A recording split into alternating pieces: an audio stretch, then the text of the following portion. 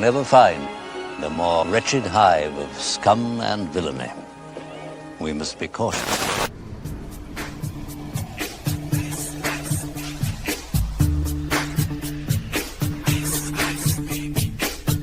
Hey guys, looks like your free ride's over, huh? Have fun living on the streets. Okay, cool. Good chatting, you guys. I'm doing good. Happy to be here. I've just distinctly noticed the chat has not requested that I have any babies, and I want to know what's up. Partly so. You are quite. I'm not. Am I not good enough that you want a copy of me? What's going on, guys? Theo, where's the Mrs. I think the Snodgrass? problem is, Theo, the chat assumes that you already have several out there. You just don't know Okay. about. All right.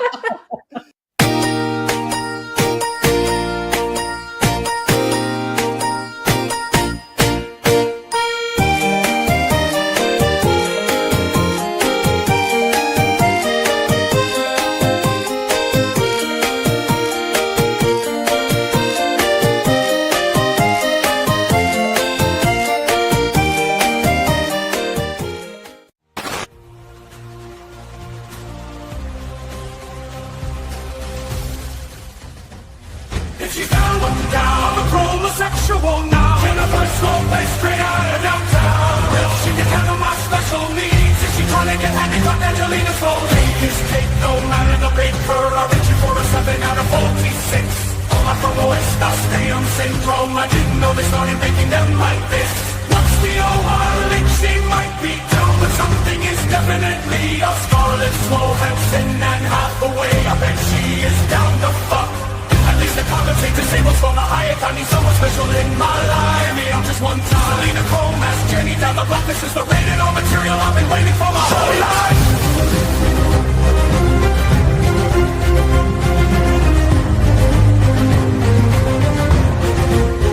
Shut it. Come on. Speaking of alone, Strider's here too. That was foul. That was foul. I got my birthday. I turned 35, so that's fun. Oh, holy shit! Happy birthday! Youngin. Thank you. Birthday. I made my own birthday cake, which is the first time I've ever done that. So I have an entire what's called poke Jello cake. If you know what that. I'm actually excited about it. Fuck you. I was trying so hard not to say anything. Bro, that is the saddest shit I've ever heard. Don't ever tell anybody that. No, And when I say I made my own cake, I bummed basically out just ate frosting out of the pot with a spoon. No, No, lie actually, about fuck that you, shit. because I got an entire Jello cake to myself to eat for the next 2 weeks, and I am so happy. That about sounds it. sad. You're going to be eating see, cake see, alone for see, 2 see, weeks. now. You just made it sound worse than what it already is.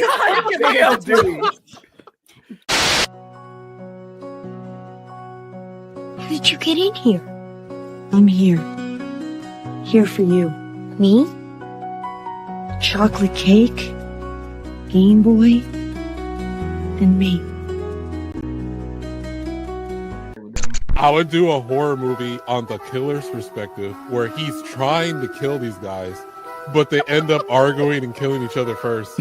Before Oh my god! All taking place on Spirit Airlines. Here's the thing. Worse That's a than Thought great Wars. fucking idea. Yeah. Well, like, I hate black people sometimes. So it's the truth. Yeah, let's go. Like, You know what? Society will take that. So let's do that movie. Let's do that one. Green Like- and call it the 40%. I even shop at McDonald's differently than other folks. I was like, okay, this McDonald's got black. No, I'm serious. This McDonald's got black employees, and if I drive a little bit further, there's a McDonald's with white employees. I'm gonna take the extra distance. First off, Really? wait. We're not about to skip past that like you didn't say what you said. How do you shop at McDonald's, dog? No, I think he meant shopping for the McDonald's. No, he said I go shop at McDonald's. Like, let me just walk in and get a shopping cart. Oh, McDouble. Well, And you're you know going to McDonald's. You ain't wasting the gas money to go farther. yes, you are.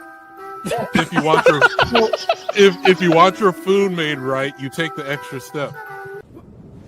He's out of line, but he's right.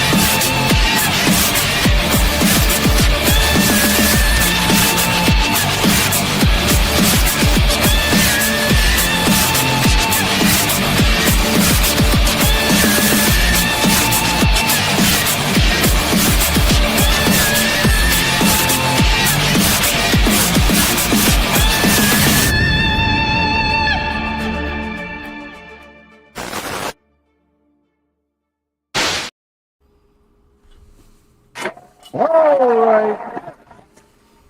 We're back. Fourth Wednesday in a row of the weekly Rogues Gallery, now on Wednesdays. And we're going pretty good here. So I think we got quite a bit to talk about. So we'll just get right into it. Go on around and see how everybody's week's going so far. We'll start with Selena. How's it going tonight? How are you doing? Okay, except my internet keeps coming out. So like if you don't see me again, that's why. Yeah, I don't know. It's not affecting me, but I'm hardwired in, so it might be the Wi-Fi. So we'll just have to mess with that after the show. Anyway, Theo, what's going on? What's up, buddy? Happy to be here. Nice. Drunken Emerald. Have you tried turning off and turning on your Wi-Fi? Yeah, I'll get right on that after the show. If I do it right now, yeah, who knows what's going to happen. Good to be here. It's Wednesday, and we're on the downside of the week. What is this, your second or third stream so far this week? So I know you had your new show, which is going pretty good. This is my second already. It's the second of the week. Okay, right on.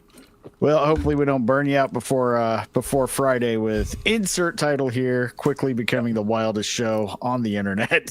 Yes, it is. Hey, especially when it's an episode that is off, when it is no limits, there's no guardrails. It's just, hey, as long as it's within TOS, it's fair game. Right, and just perfect meme fodder as far as I'm concerned. So I had a lot of fun last time I was on there.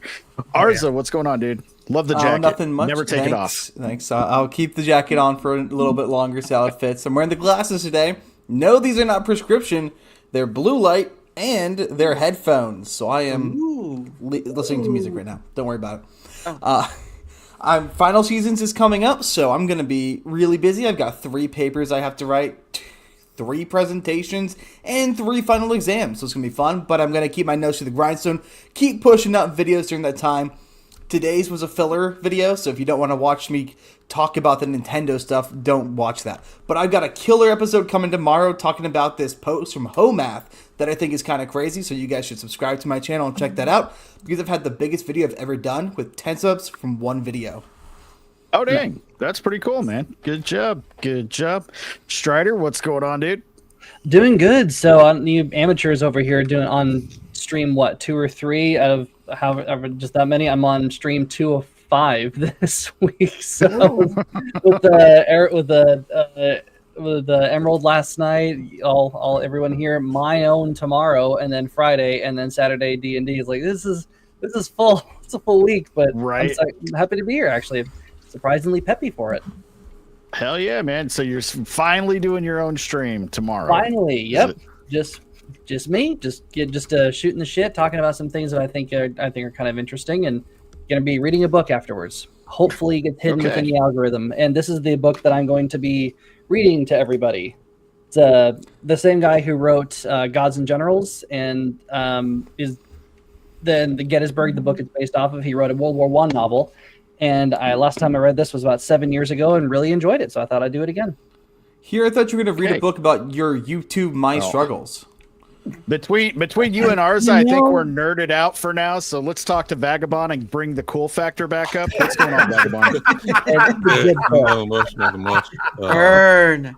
I earned that. So, nothing much. Books in college. Ugh. I haven't done books in college in a long time, but other than that, just here for today, and I'll be here on Friday. Cool. Do we got a status update on I Swear It's Not Hentai? Yes, that show's going to be on after the Vegas meetup. I swear the Winds of Winter is going to come out before that show does. I will be first one in the chat. I have been looking forward to that. Strider, that's a great joke. Damn, it does not that was get actually the credit it deserves. That was fucking brutal. Came in so under the radar too. I was like, whoa, what the? Did he just fucking say that? Ooh. I'm more excited for Vagabond show than I am for Winds of Winter. George R. R. Martin go fuck himself. I swear it's not hentai sounds awesome. Yes. Yeah. So computers finally built. I might add some extra RAM in there too, just to spice things up. But other than that, because that was the main hurdle was I need a new PC because the last time I built a computer was back in 2015. Whew. Yeah, that would even hold up to today, no matter how good it was. All right, now for the man of the hour, we are joined by extra special guest Daramouthe, and I'm really trying. You have a very hard for me to pronounce name, so I'm doing the best I can. I messed it up. I give you Dara. You can just do that too. Dara. I'll just call you Dara for God's sake. But it sounds like Dora the Explorer, so I don't want to do that if it's not necessary. To teach older people how to be back in kindergarten again, I don't know how it's gonna work. We're all illiterates, unfortunately. But anyway, hello. My name is Daramouthe, as someone had kindly pointed it out, unfortunately. And Dare as well. I say Dare because I've run across people who say Daramouthe, and that's not the case. So that's not where my name comes from anyway. So it's not just you. There have been plenty of people. It's like, oh, is that Daramouthe? It's like, it's a silent E at the end. Can you get it together, please? We're past first grade at this point. But yes, I have had the fortune of having both the Iron and the Queen of Scream on my show, and as lovely as they are, and to know that they live in Las Vegas, where other people I've had on are from, is pretty important. Although I am kind of jealous because they get to see the Sphere, so there's that. I'm just saying. It gets old after a while, so don't be that jealous. Well, I would just pop an edible, and it takes on a whole new. Yeah, it's like, oh, it changed colors, and then I just go home, and then I wait another year. So you stared at the thing for like 15 damn minutes, and it's not even turned on. I'd rather not live in proximity to an ominous orb. The eye sees. You're an ominous orb. I'm not that big. I'm not Movie Bob. Look, if you have something orbiting you, yes. Right, do like the Family Guy skit. Just start putting apples and oranges. Yep. And see if they have their own. We'll test it out. Didn't work, fucker. That's called orbit. Let's actually chat. All right, yeah. Let's say hi to the chat before I forget. Thank you. The chat. What do they know? All right, skipping past everyone on the panel because we all know who you are. All right, we got Shorty7081. Hello. Good to see you again. And scrolling down. I believe so.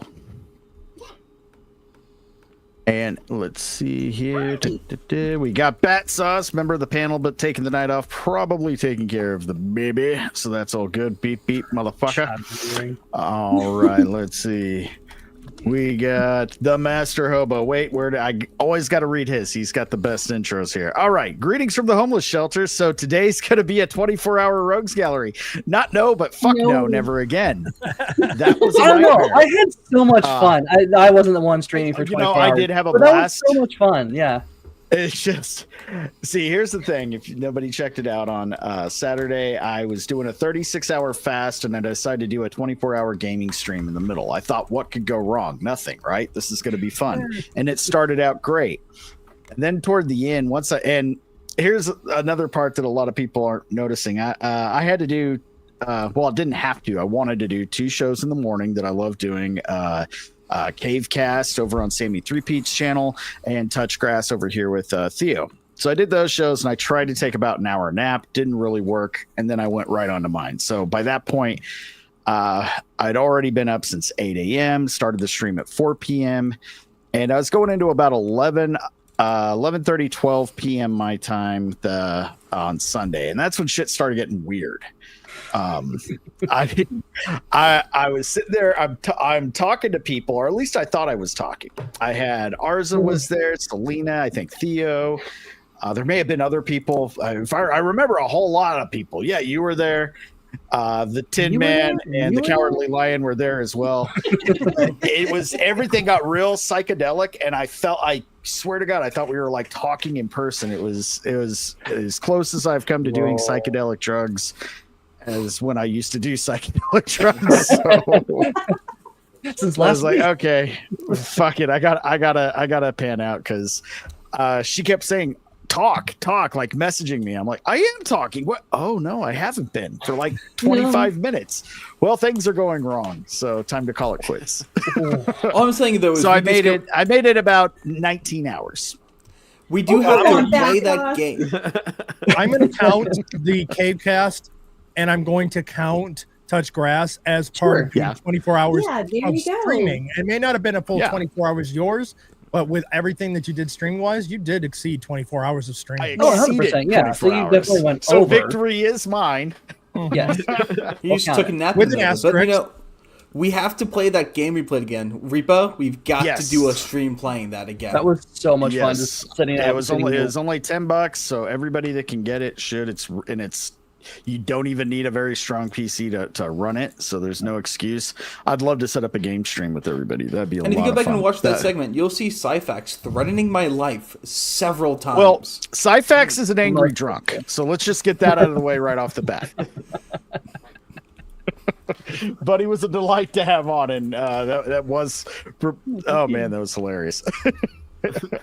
I swear, it was doing the, like something we're all guilty of if we've had a few too many. Start telling the same story over and over. It's like, ow.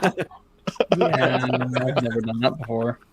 Oh, I've done it a million times, and I'm not sorry either. So I actually hell have yeah, never done that Cyfax, before. party on, motherfucker. I'm a nice drunk. I've never been a mean drunk. I just tell everybody I love them so much. So Strider, you would apologize to the bottle for drinking out of it. That seems about right. Yeah. Oh, yeah, we got Let's see Sean if we can in get you drunk enough to get angry. Hell yeah, let's go. Buy my drinks. It's gonna be expensive. Hi. Hey, Third Ralify, what up, dude? Yeah, we got Devil. Hi, Devil. How Dude, you doing? He says hold on, let me 7 read that one. Yeah. 7 minutes into the show and it hasn't gotten gay yet. I'm concerned. Well, I'm sitting here. I'm sorry. It's unavoidable. I got a diversity hire here. Oh, an arrow. all right, let's see if we covered all the chat. We'll say hi to everybody else as they come in. I think I want to start off with this. I wasn't even expecting this to drop today, and I'm going in blind. I haven't had a chance to watch it, but I know some of you guys have the new trailer for South Park. Now, from what I'm hearing, and tell me if I'm wrong, this is going to be an actual season with episodes as opposed to a special, like 1 to 2 hour long special, right? Yeah. Yep. Okay, good. Are they just not making? Because I'm kind of out of the loop with South Park. Are they just not making stuff anymore, or they're just taking longer between seasons? Are they just? Done? It looks like they're just taking longer in between seasons and doing some specials in there. Well, they had to cancel so many episodes because it came true.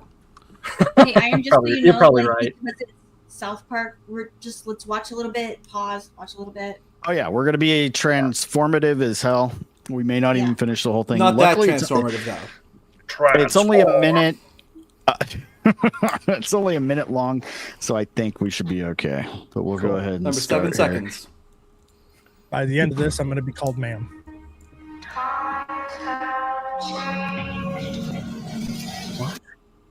Okay, from the acclaimed drama.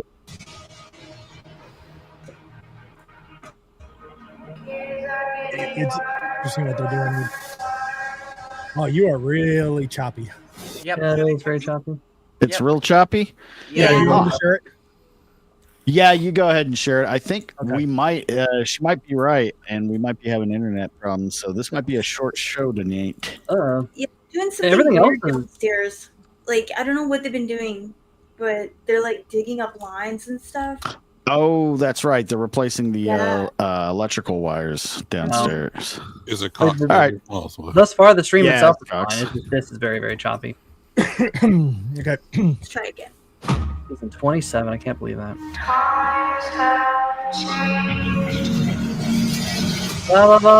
Music. Pause. It's not normal music, so it's not. Oh, it's not okay. That's Yeah, not Wow, it's not. season 27? That's crazy. Yeah, I was trying to talk over it so we wouldn't kill you. Has South Park ever been considered a drama? No, I'm pretty sure that's what they call a joke, Arza. Well, you know. I mean, look. I mean, You come know, on. gotta your be at least generation wouldn't slightly. know what they are, but You've got to be This is slightly animated. based in reality, and there might be There. somebody who thinks it's a documentary. they're a thing these old people used to do for fun and enjoyment and escapism. Are you referring to sex or involving jokes? involving wordplay. Both, because I don't think your generation knows shit about either one. You think about it. What are jokes but an inversion of the way the reality actually works? And you have to have a working knowledge of how reality works in order to understand the jokes. Well, you see, in my generation, we have to affirm broken logic and shattered realities. Guys are such nerds. Thank you.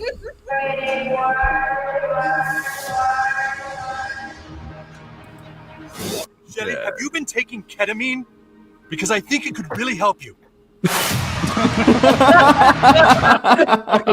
Randy Marsh is quickly becoming one of my favorite characters in all of South Park, and that is saying a lot. Yeah, man. The Trey Parker addressed that. He said that the show started off and the kids were the main characters because they created them when they were just out of college, so they were still kind of young. And that's who they identified with it. But as they got older, it kind of shifted to the parents being more the main character focus because as writers, they had kids of their own. They identified with them more. And Randy fucking Marsh has taken over the show, and it's a great thing. I think the It's only episode gotten he better. took over was the World of Warcraft episode. Oh, I love that Yeah, episode. that's kind of where he started taking the lead. But it's the That- whole I thing think that too. one and Guitar Hero. Could you lock my daughter in jail? She has a marijuana problem. She doesn't like it. How weird is it that the people who made what was that one Trey Parker Matt Stone porno one we were watching? But Orgasmo. The people who made Orgasmo have kids. Right? Ugh.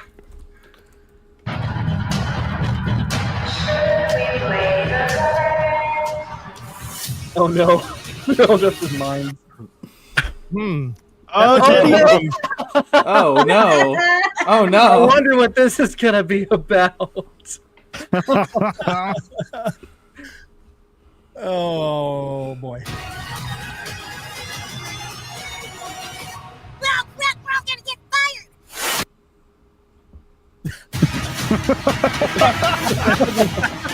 It's all kids working in the Where are you going? It's okay, Sharon. I'm just gonna do some ketamine and fuck around with the government a little. See ya. Fucking based. Hell yeah, That's what I want to do. Wow. It's like a Superman and South Park. Let's go in July. Let's go. Ketamine is a powerful. But if you catch that at the device. end, it said it starts with the blame Canada.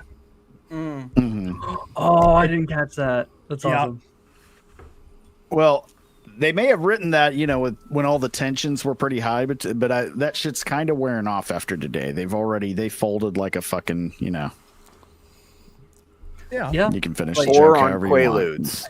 There we I go. think Thank Arza you. actually is onto something. They can't write anything because everything that they could ever write has come true. I was like, damn, I gotta start over from because I think that this is right there. Like Canada at war with the US? Sure. Yeah, Well, right. it's the same It's over thing- like wet paper. It's the same thing and same problem the Babylon Bee has been having. Yeah, everything's come true. Yeah.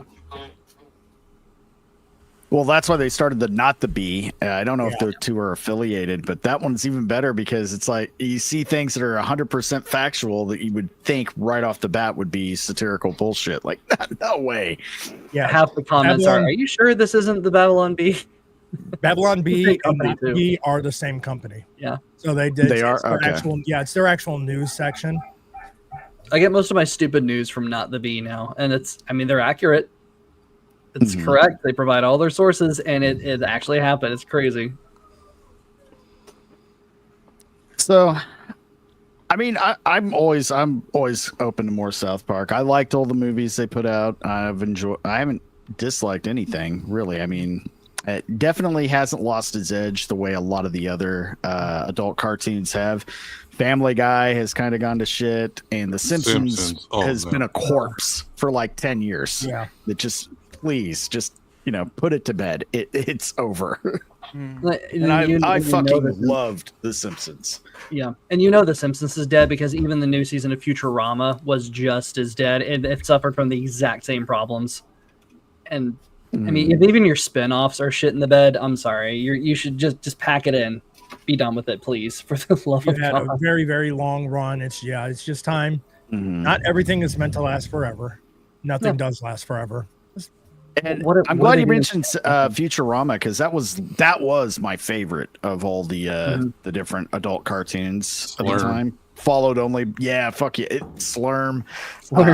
Zap Brannigan was my fucking hero. I thought he was great. They always come back to the zapper. Bang. But it had such. If you saw the last episode, it was so good. It wrapped everything up, and Fry and Leela were just about to start everything all over again, but with all the knowledge they had already had. So it was fine. It didn't need another season. I was hoping it would be good, but man, it just completely disappointed. Like I think I only watched 2 episodes. It was just boring, and the jokes didn't land. I didn't watch it. The new one. Yeah. Not really worth watching. So hopefully South Park can stay strong, but they got a good formula. They're pretty fair. They make fun of everything and everyone for the most part. I think they would do a better job if the executives weren't as heavily involved or as much or involved at all. Then it would be 100% free for all. But all right. Well, moving on from that. Nintendo. Anybody watch the reveal? Yeah, I did. I did not watch the reveal, but I got the notification on my phone from Best Buy that they're now going to, I think, Friday start taking the pre-orders. Yeah, April 9th is pre-orders, GameStop and everywhere else. And then it comes out June 5th. Yeah. Which So is they smart. say what the price point's going to be? Oh, say that again? Did they say what the price point's going to be on it? Oh yeah. So Nintendo during the broadcast didn't say anything about pricing, but on the online everyone found it out because of some British posts. So it's going to be about $450 without the Mario World, Mario Kart World, Basic console, and then if you bundle it with Mario Kart World, then it's like about $500. And you guys are gonna love this. The games, the first party games that are launching at launch are gonna be $80. Yikes! I hate that so fucking much. That's that AAA studio bullshit that was coming out earlier, where they're like, "Well, we're gonna just start charging more for these games." Yeah. Well, like it's crazy. Remember when Nintendo Mario was the cheaper option? Yeah, like Yes. what's weird is that Mario Odyssey to this day they're still charging full price, $60. That game is over 7 years old, and even on sale it doesn't get below 50 ever. I've been watching it for years trying to get my hands on it because I love that game. It's a lot of fun. Probably one of the best ones since Mario 64. And this is going to be no better. Like the discounted games are going to be just as much as a new game now. It's insane. I hate that so much. I don't think general consumers. Nintendo's games hold their value compared to the third-party stuff. So usually the games that do go on sale will be like the third-party games or whatever. This is true. That's just been Nintendo forever. I don't know. I don't think this is going to be exclusive to Nintendo. I think all the AAA titles are going to be going up to that $80, $90 price Well, point. do you think they're gonna stop, or do you think they're gonna go straight to 100? I think they're gonna do that. I don't think they're gonna do anything. It depends on the game. Like Rockstar can get away with GTA 6 being $100 because there are people who will buy it. Now, granted, I will wait a full. I never buy a brand new game. I always wait for it to go on sale because wait 6 months to a year, wait for all the bugs to get worked out because there will always be bugs, and then you're going to get a discounted game and a fixed game. And so do you think they're trying to push people towards a monthly subscription model? No, they already got that. That's exactly what it was. No, they do. If you want to play the GameCube games and like the retro games, which it's $50 a year. Honestly, I thought it was worth it. Where you get to play all the retro games, and that comes with your online subscription too. Well, yeah, the online subscription's $20 per the year if you don't want to play all the old school games and stuff, the emulated games. But and what's crazy is the family plan too, which comes with I think 5 licenses, is unreasonably cheap for what it is. Yes, it is. Yeah, well, I gotta think, right? If I'm Nintendo, I don't want to make physical games if I don't have to. Yeah. It's a bunch of money in shipping and production that I would rather not pay if I could have 100% digital games. But people don't like 100% digital games. But if I raise the prices on them enough, maybe they start to like them, Well, no, okay, so here's the weird thing. I'm glad you mentioned the games because this is where everything gets really fucked up and was the main point of my video. Nintendo is adopting a third type of game. So they normally do cartridges and then digital downloads. They're still doing cartridges. That's still their main focus. But they're adding a secondary kind of cartridge which may or may not be cheaper. It's unclear yet. But the secondary cartridge is just a physical key. So when you buy a digital game, you're buying a digital key to the game. This one is a physical key, a physical thing you put in, and then you have to install it from the store, kind of like how PlayStation and Xbox One uses their discs. But they still are doing the actual download on the cartridge as well. So they're doing all three. But also, real digital quick, games aren't cheaper. Killer Gamescast says, this is why I started making my own indie game. AAA has lost their minds, and it's up to indies to save the industry. I 100% agree with that. I know that doesn't exactly align with the Nintendo stuff, but I 100% agree. The now, only Dara, thing... what? Oh, go ahead. My bad. I don't mind their pricing, honestly. Here's what my concern is, which has always been the problem, is Nintendo does nothing to fight against scalpers. So if you play those online games or whatever, like the Nintendo 64, Super Nintendo stuff, they got the controllers that go for them systems from back in the day where you get them for the Switch. The problem is they always sell out in seconds, and it's like you have to wait like months. You have to order from their website, and because there's never enough. So like the controller for like $50 that you wanted, the Nintendo 64 one, you go on eBay and someone's selling for like $200. $200, yep. And like scalpers. Yeah, and the problem is when it comes to the supporting equipment, they never make enough for everybody to let me order since they're coming out with a GameCube controller and it comes out day one, I have a feeling that that's going to be scalped to death and it's going to be super hard to get because everyone wants to play. I'd rather have a GameCube controller than the Pro controller any day. I can't disagree. I'm one of the few people on planet Earth who loved the GameCube controller, and having the GameCube be a part of the Virtual Console, like the whole library, that is a dream come true for me because, again, I love the GameCube. I love the GameCube era of games. They were just so much fun. And the GameCube controller has not aged as well as you might think. I still use it because I still play it on a Wii, and I still have a GameCube controller that I still have a Wavebird that plugs into it. It's not that bad of a controller compared to like the Xbox Duke. Yeah, but you're right, Vagabond. It's nice. Yeah, but it's going to be scalp. It's going to be scalped like crazy, and it's gonna because Nintendo doesn't make it. Nintendo's not going to make enough. Yeah, so like I'm holding the Nintendo 64 controller for the Switch. I would like to get 3 more of them. So I mean, even though I never have anyone come over, but if I did, we could play. I ate a whole birthday cake by myself for 2 weeks, and that's still scatter somehow. So. But like, if I want to play like GoldenEye with 4 people in my house or whatever, the problem is if I wanted another controller, I go to Nintendo's website. Oh, they're sold out, and I'm like, I got lucky to get this one on Nintendo's website. You can't go to GameStop or Target anywhere to buy them, and so I'm waiting like half the year, like every single day, just like, oh, come on, when is it going to come on? And as cool as that is, that's why I kind of stay away from consoles for the most part, because there's always shit like that you got to deal with, the supply and demand and scalpers, and I've just gotten so spoiled with just PC and emulators that are already available. I can PC also has a scalper problem when it comes to the graphics cards. If you want. Oh yeah, no, 100%. That's why you can't even buy a new graphics card. The prices will never go down because of the goddamn scalpers.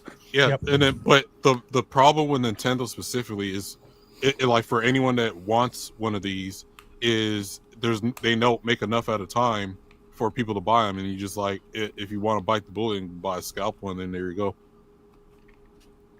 Oh, back with Killer Gamescast, Nintendo and AAA raising their prices doesn't address the fundamental issue. Production budgets are out of control. You are 100% right. $90 a game is going to drive folks away. Yes, and that's good, but that's going to help the independence. I'm playing more indie games than I am AAA titles. I'm having a lot more fun with them now. Dara, what kind of system are you playing, or do you play? Are you a PC guy or a console guy? A little of both, or a casual? PC because I once had the Switch One, but I had to sell it because of financial reasons. So there was that, and I haven't really gone back to because I have PC and what I know someone mentioned about the graphics card, but at the end of the day, the graphics card is dependent on what you want. So if you want high end, you'd be correct. Yeah. But if you want low to mid end, you're kind of you can go to Amazon and get graphics cards that are on a sale of sort, and so you could do it that way. It's just about smart shopping, basically, of where to look. But play a game, he explores. Well, I do both. But I really don't really have much time to play games anymore because I have a full-time job and then I do my show stuff. So I understand that. So there's not much time, but I do just PC because at the end of the day, I know the big complaints will be about the pricing and all that stuff, but at the end of the day, there's still a market for it. Nintendo still has a market for the people to buy the exclusive games like Mario, Link, all that stuff. All of that will still be bought. Yes, some will probably be driven away, but I don't think it'll be enough to tank Nintendo.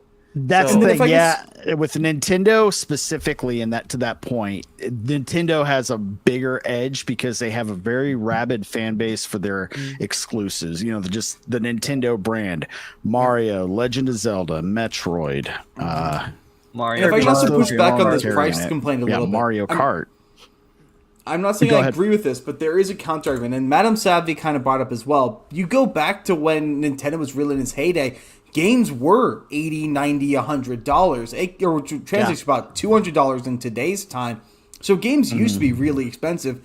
And when you look at Nintendo compared to other game developers, Nintendo is the only one really giving you your bang for your buck. I mean, I'm not saying I want games to be that expensive, but Tears of the Kingdom and Breath of the Wild, both, despite taking place on the same map, offer widely different contents and over a couple hundred hours worth of gameplay. Pokemon games are designed for endless replayability.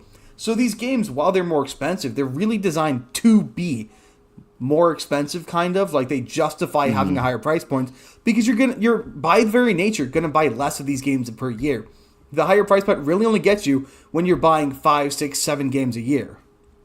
Yeah, but at the same time, they've been making those same games for the Switch for that same price point for I don't know how for 6, 7 years now. So I don't really see the justification in, because let's be honest, Nintendo games are not known for their graphical quality. Like the better parts, the best parts of they're going 4K this time around, right? Yeah, only on docking. Their specs are not. But Nintendo specs are not the best, and like they don't have to be because their games are not meant to be like huge, beefy Dark Souls titles, that kind of thing. But they're not. They've never really been a competitor as far as the graphic capability, and then Nintendo's never been that way ever because from the very beginning it's all about the games that made you want to buy the hardware in the first place.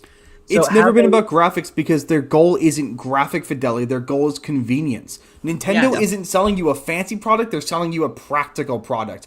Sure. The reason why the Switch has reduced graphics is because it fits in your pocket. Yeah. I would go to school with it in my pocket and then play in class. I can't do that with an Xbox. I can't do that with a PlayStation. I can't even do that with a Steam Deck. Yeah. Right. Well, basically, I'm going to disagree a little bit because when Pokemon Snap came out for the Nintendo 64 and I seen Electrode, I was like, this is the first round ball I've seen in any game ever. Can I quickly address a comment in the question? Killer Games, my glasses died. They're battery powered and they died. Oh, sad face. But Arzo does. All of his batteries are currently in use, so he has none to spare. But Arzo brings up a really good point about the price. So the games, the prices have been pretty steady at about $50, $60, and now they're looking to increase, and that's the one thing inflation really hadn't touched. So to Arzo's point, if you look at, let's say, buying a Nintendo game back in 1983, which was $50. The cost of it, the equivalent today, would actually be $160. Right. Because it's actually kind of crazy now that you think about it. Because I remember GoldenEye was like $89 to $100. I remember when that came out, and it was like, fuck no, I'm not. I didn't even have the N64, but I was considering getting it just for GoldenEye because everybody else was, and that's why the price was way too steep.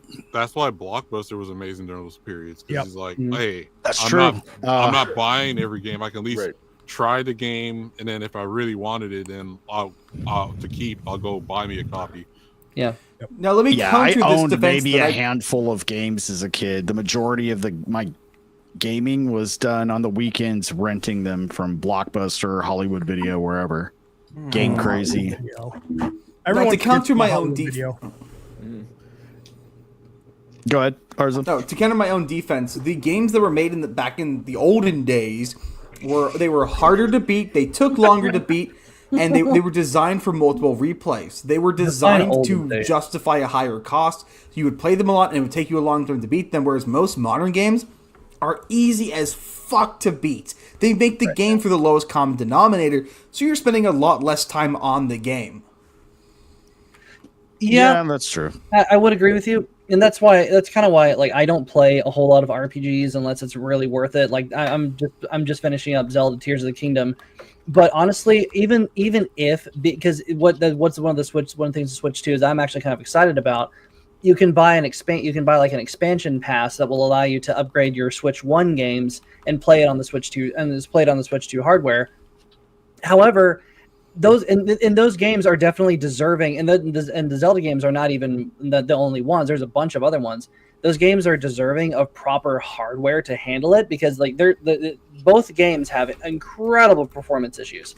But I have no interest in playing them again after I've beaten them. I don't really want to go back and spend another 100 hours to play a game I've already played before and do it all again. That just doesn't sound fun to me.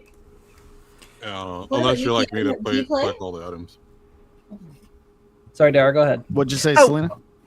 I was just asking Theo if he's played any of these or if he's interested. I recently came into possession. I had a really good month of February and I got excited. I was feeling rich. I bought a Nintendo Switch Lite. Nice. It was awesome. And I'm gonna say this is what I'm gonna say about Nintendo. They're one of the few AAA people right now that consistently drops bangers. Like, so if you're going to pay more, you might as well pay more for a Nintendo game. They're going to give you consistent quality over and over again. If Nintendo has put it out for their hardware, it's going to be a banger. Now, a lot of these other, like, fucking everything sucks now. Everything sucks. Oh my God. The new Assassin's Creed game was just awful. God, that used to be Assassin's Creed was an unkillable franchise. It was just, how do you fuck that up? It's like, it's women. stabbing. You put women in charge. No, I wish you were kidding. That's true. And Nintendo, for better or for worse, like they're the only ones consistently dropping bangers right now. So if they want to raise their prices a little bit, I guess they're entitled. I guess we got to let them do it. I don't know. Oh, my bad. No, I was just going to say, I think the close future is going to be something like the Steam Deck. Mm-hmm. Now, we mostly been talking about the negative. Do you want me to quickly run through all the other amazing things that were revealed with this? Sure, go ahead. So the Joy-Cons attach magnetically, so there's a less focus of a point of failure. The Joy-Cons can now be used as a mouse, both of them, both at the same time even. They have a built-in chat feature now that's tied into online, so it's basically Discord but for the Switch. They allow you to lend your games out to your friends. If you have a digital download, you can send it to your friend for 2 weeks, and then it automatically sends it back to you. Just a digital download. Yeah, actually better than that. Better than that, you can, if you're playing, if only one friend has to own Mario Kart, and if the rest of you have a Switch 2, you can connect to that same game and play it together as if you were on the couch together. Only one person has to actually own the game, and everybody else gets to play it with you if you're playing co-op. And I think that's pretty cool. If you have friends coming over. Right. They've expanded what the kickstand can do. One day, Vagabond, one day. But they've expanded the kickstand so it's bigger and actually won't break off as easily. So it's a good kickstand. Now I'll let you get back to the good points here in just a second. Killer Games Cast wants to counter your argument a bit. Nintendo is banking on folks with disposable income at the expense of the budget conscious families. Not a smart move. And well, here's why I disagree with that. If you bought Switch games that weren't first party games, a lot of them still were cheaper than like buying a Mario game anyway, even brand new. So yeah, third-party Switch games are like $40. I think you'll still see games for like 30 to $60 for third party if they're not using any of the new features for the Switch 2. And the other thing is, the Switch is designed to be a family device, not a personal device. The whole focus there is that you might have more than one console in the family, but you might only have the one, and everyone's playing on the same device. And therefore, the games are designed to be shared between your family. The goal isn't you buy 4 copies of the same game, you buy 1 copy of the same game. And then everybody plays that for copy. Well, that is cool, so I'll give you that. But yeah, definitely. I know this game. This was the one getting a lot of attention. I saw a little bit of this as I was scrolling this morning during my break at work. So I want to take a quick look at this one. I love that quick. It's so satisfying.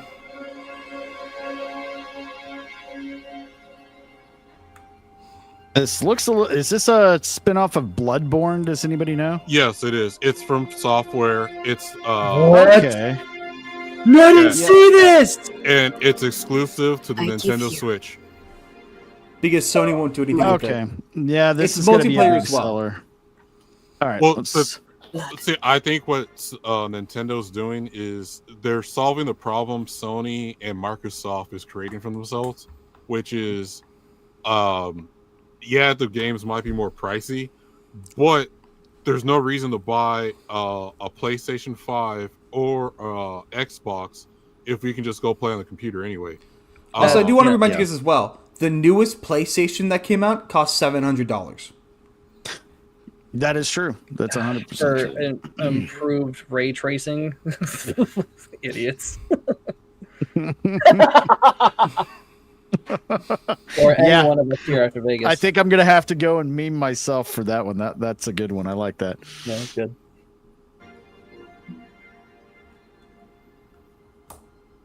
I give you my life. Turn, O wheel, and transport him to a night of moonlight. It's smart for them to have an exclusive that's not just Nintendo brand, something a little outside of the box. So this is a good move for them. All the other games look great too. I like them. Now, am I going to get this at launch? No, but you know, yeah, I'm sure until not playing a front game. I know for myself, my main thing is to get the GameCube controller because I already know. I think there's going to be switches, but the GameCube controller is just going to be BITCH. It'll be hard to get. Well, you know what's funny? That's the probably first smart. time that's ever been said in history. I need to rush to get the GameCube controller. I'm just going to get the fucking accessories first. Strider, you mentioned that you would never play on a handheld. They're actually increasing the size of the Joy-Cons and specifically the joysticks to make it easier to use. Oh no, I know. I just and I play on a handheld all the time, but like not this game, not a From game. Like those games are cinematic. Those games are meant to be played on the biggest screen possible, so they can scare the hell out of you. The default screen is now 1080p instead of 720p too. Yeah, but I don't want. This is still a console plus handheld, right? You can still plug it into your TV. So my personal Switch, I exclusively play on my monitors. I don't play the handheld mode. I'm the other way around. I want if I was going to do that, I would be still playing my DS right now. All I'll say is Theo DS? better bring his Game Boy Mini or whatever with him to play, so he has some entertainment while he's locked up in the back behind the cage and doesn't soil any chairs or anything.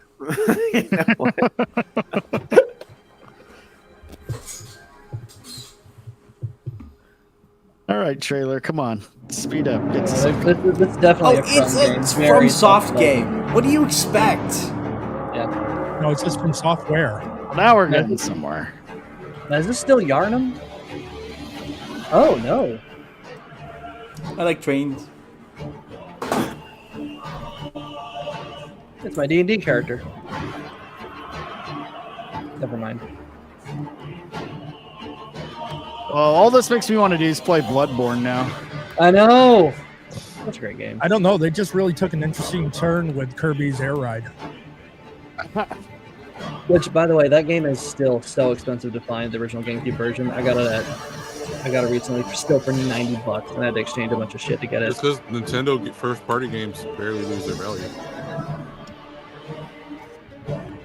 Oh, by the way, Bloodborne was not steampunk. This looks like steampunk. I'm okay with that. Yeah. This looks pretty good. Bite attack. Oh, you're a vampire? Yeah. Look at the knockers on that thing. Hey, what's it at? Theo, hear me out. Hentai. No, Theo, put it back in your pants. Where's the feet? Contemplating out the moon, as befits the soon to depart.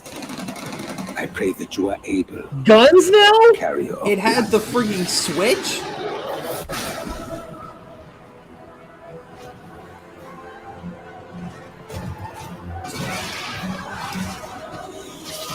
What? Yeah, eat him. What?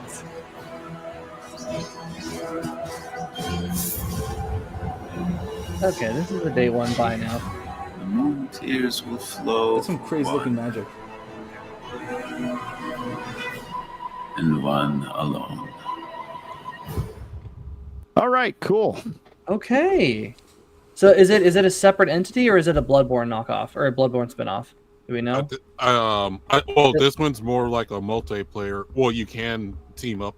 So imagine like Bloodborne, but you can also team up with people to play. Yeah, but I mean, does it take place in the Bloodborne universe fully more in the future? I don't think that's been stated.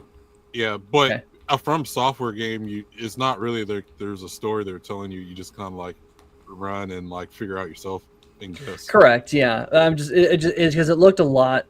It looked like it blended a bunch of different games all together and just put machine guns and dinosaurs in it, and I'm all for it.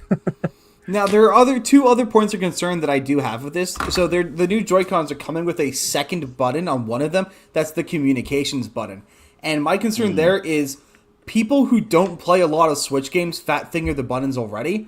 And I'm worried that people, like, say you have a family member playing Mario Kart, I could easily see them accidentally fat fingering that communications button. Well, the communications button's towards the bottom. So I don't think you're going to get that many DSP moments. Well, if you're holding it like this, like you're holding the Joy-Con to the side, I could, like, my dad has taken ungodly large numbers of screenshots playing Mario Kart. Yeah, I don't know. I think that's why they also made the buttons and the controllers bigger. So, I mean, on that side, if you're holding it that way, your thumb's where the joystick is. So I don't see that happening much. See, I'll admit, anytime I played a Switch at a friend's house, I hate using the actual little Switch controllers. They had the generic controller. Well, that would always be my go-to. I always get the broken ones. Yeah, but you can't use motion controls or gyro controls with a Pro controller. Come on. Well, the only certain games have the motion control capability, which there's not many. Mario Kart. Well, yeah, but you can still play it without motion controls. Now, my other big concern is mentioned down here. The Switch 2 is going to have 256 gigabytes of internal storage, which is, I think, 8 times the initial storage of the first console, which is fantastic on the surface. But I'm incredibly worried what that means is they're going to stop optimizing their games. And it's going to become like everything else where games are so overly bloated in download size. Oh, yeah.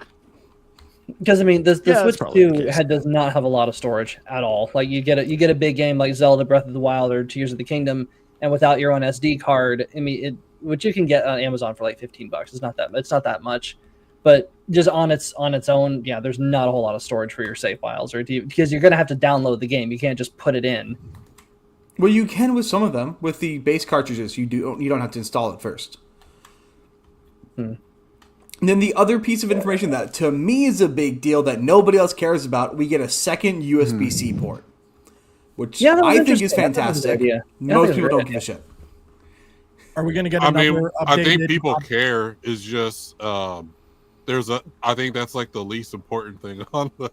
So what are the advantages of having a second hole? So this one is on top. Well, there are a lot of them, mostly for pleasure. But this one's on top of the console, as it should be. And that means that, because normally the Switch only has the USB-C port on the bottom, so if you have it on tabletop mode using the stand, you can't charge your Switch. But with it being on the top, if it accepts power, then you can charge it. And this way you could charge it and plug in USB-C based headphones or a third-party controller using USB-C or a bunch of other things. Yeah, they made a webcam for it, so you can plug that one in and just make sure you don't have a DSP moment. All right, Sean. You got a dip. Hey, love you too, brother. Talk you later. See you later, Sean.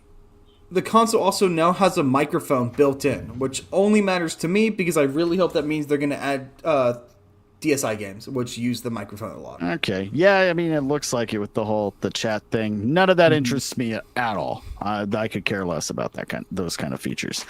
Well, you don't here's some of the other titles that they play Mario Kart. Yeah, the biggest thing that I would say is that they keep pushing all of this online content for Nintendo. The problem is that their internet infrastructure still sucks. Yeah, hopefully they fixed it, but I highly doubt it because we've been wanting them to fix it since the actual Wii. Yeah. Like each system is like, oh, hopefully they fix the internet, and like, oh, come on, why can't they get the online play right and shit? I'm hoping that they finally, I don't know if they did on the last Switch, but they definitely need to work out a deal so that they can get a Skyrim for another remastered release of Skyrim. How about Elder Scrolls 6 for once? Hold up. No, I don't want No, I don't want them making a new title right now. It's going to be all fucking woke and gay, and you're going to have to play as like a bisexual but also or something. No, it's going to be terrible. They're working on it, so it's coming no matter what. So it's all going to suck, unfortunately. You know, they need to make an enhanced panty party for the Switch too. Exactly. But Arrow, have you played Skyrim on the Switch? It's sick as fuck. It incorporates the motion controls. You gotta like use another optimized re-release of a 15-year-old game now. No, but hold up. The Switch version allows you to use motion controls, so you got to swing your sword, you got to draw the bow, raise your shield, and also you can get Link's gear in Skyrim. So wow, I don't even have. Well, fuck you. Motion controls are cool. I don't get Link's gear in Skyrim. Mod my sword. Well, here's the thing. Here's the thing with a game like Skyrim. You have it on Steam. You can mod it to hell and have pretty much a brand new game. There's no other reason to play Skyrim except for on PC with the mods. You're 100% right. You can mod it on console now. Or I can mod it, or I can have a better performing. Kind of. I can have a better performing PC like I do, and just do it that way. Like Skyrim is gone. If Bethesda releases another optimized version of Skyrim for the Switch 2, we all know that they have nothing left. I mean, Elder Scrolls 6 with that 10 years ago they announced Elder Scrolls 6. If they release that for Switch 2, then we know. Then I think that's going to be. I think it's going to be the death knell for Bethesda because like that's all you have is Fallout 4 and Skyrim. Fuck off. They got Doom: The Dark Ages. Oh, yeah. They can finally release Dishonored 3. Yeah. All right. Well, I think that's enough of Nintendo for now. Yeah. So let's get into something a little less nerdy. And we'll get right on into Ashley St. Clair. Oh boy. Oh, so you want us to die from that border? No, I'm just joking. Now that's a hoot and a half in itself. It's almost like the Days of Our Lives, the what is the other one? The Young and the Restless, or Passions. At this point, it's very dull, and I already know Tony's gonna come back to life because that witch is magical. So there's that too. But other than that, it's basic. So what happened? Or that other timeless classic, don't put your dick in crazy, fellas. That's right, guys. The lesson here is be careful where you put your dick. Or don't use your real name. That too.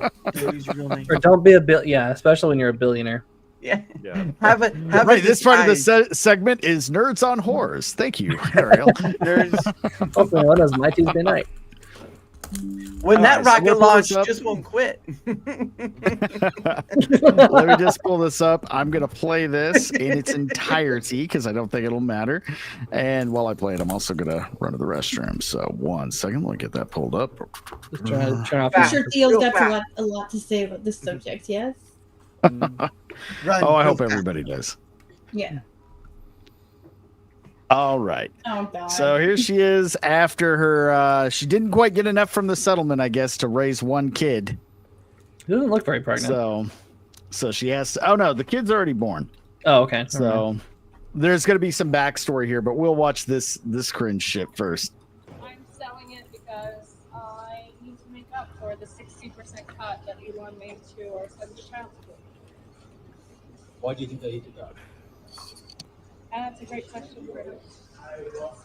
You feel like he was sort of like vindictive against you in some way? Yeah, that's the modus operandi when women speak out. Oh, fuck off. When was the last time you spoke to him or tried to speak to him? February 13th? But he's just not responding to you at all. Oh, is this all because he missed Valentine's Day? Yeah. Is that what she's upset about? Pretty much. You can check the stocks. I am. I'm not the only one We'll who's be- getting up after his message. We're not going to get What? Shut up. Oh, so they towed her car? Can't. Did they repo it? Carvana is taking it to sell Interesting. Why? because she's selling it because she thinks she needs more money. Right. So she got a 60% cut in child support. Oh, and From so who? now she wanted to throw a Yeah. shit fit in public to get a bunch of attention for that. Yeah. Because she feels hurt by it emotionally. So, but she was only getting probably the state minimum, right? So she's probably getting like $150 a month just to cover diapers, right? That's what she was getting. Oh no! Oh no! Anyone? I doubt that. Yeah, wait till Quite you a hear bit how more. How much was she let's getting? go. How much was this devastating? Devastating. Well, let's find out. We'll just go right over here. So Ashley St. Clair is really trying to claim that the 2.5 million Elon Musk sent her was for their child, and then she goes on to say she's such a shameless, lying, gold-digging bitch. Well, a lot of us agree. So Wait, giving her- you didn't even know it's his kid? at this point. Are you Yeah. serious? Yeah. Mm-hmm.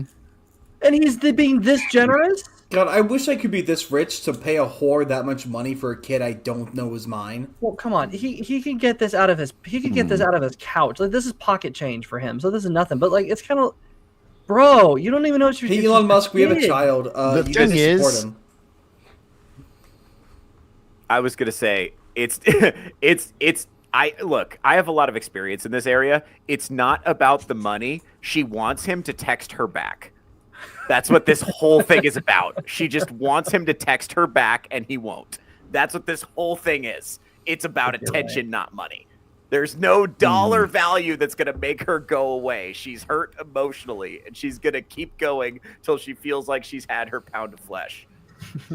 She's And sort of the, yeah, it wouldn't. She would be behaving like this regardless of how much she got. Whatever she got wasn't enough, and she's going to need to make a scene because I think. And here's, I agree with you, but disagree with you at the same time, Theo. She wants him to text her back, but she was going to do this for the theatrics and the attention seeking, regardless. Yeah, you could say she's the adult, still a child. I'm an advocate for automatic paternity tests. I don't disagree. Right. That's gonna be one of my papers I write this semester.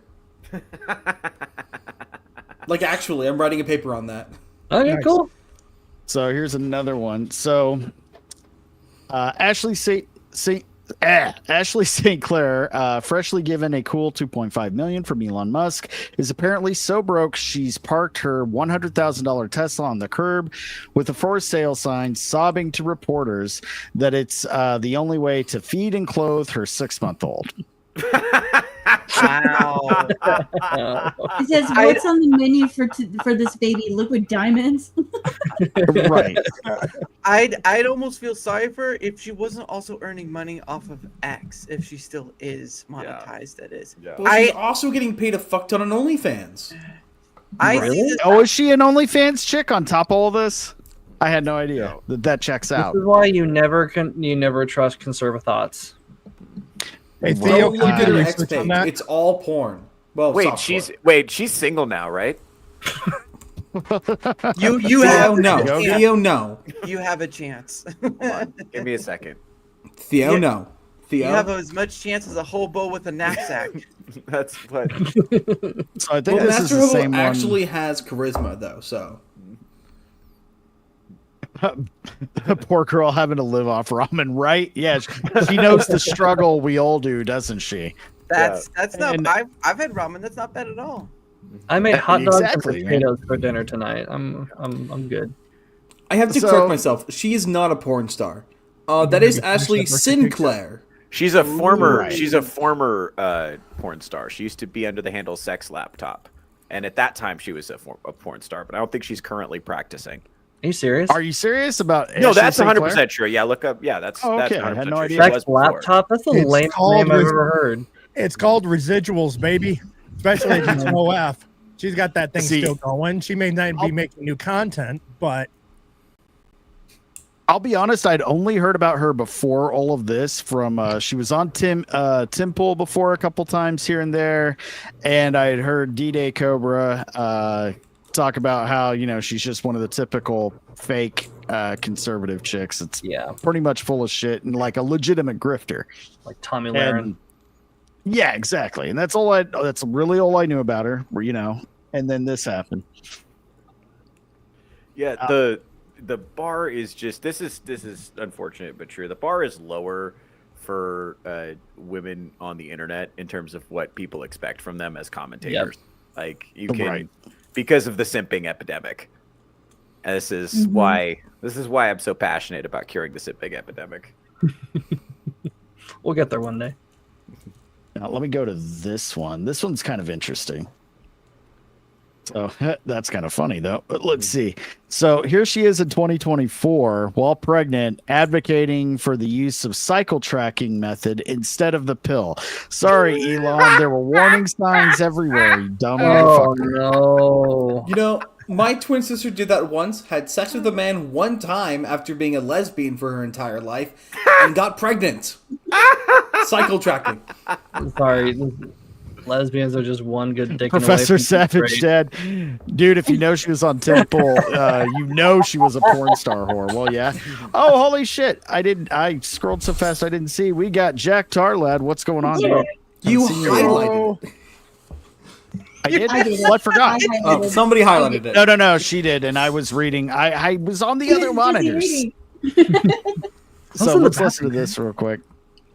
You can cycle track and it can be, they're not teaching women, you know, you can cycle track and it can be just as effective as birth control if you're using birth control for the sake of birth control. Right. They're not. Yeah, the pull-out method works 100% of the time. You'll never get a woman pregnant with a pull-out.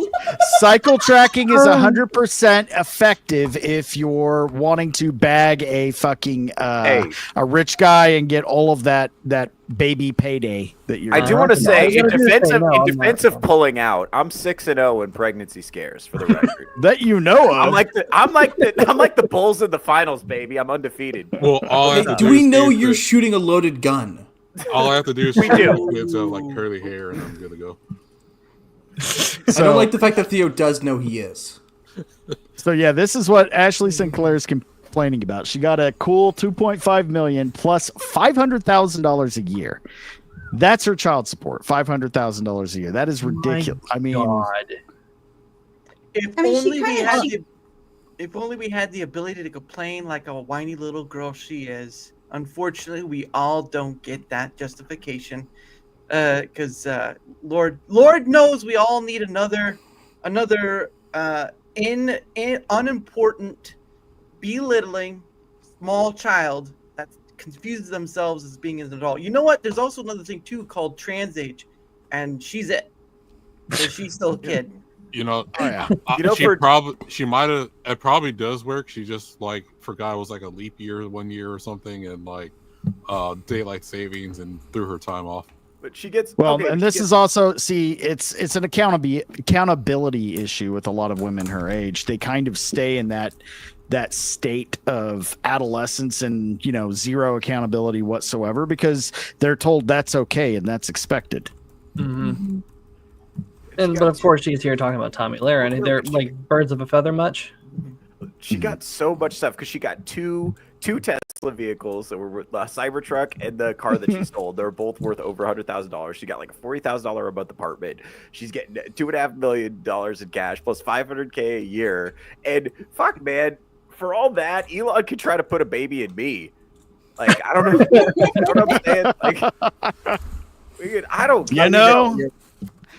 I'm just saying, you're not wrong.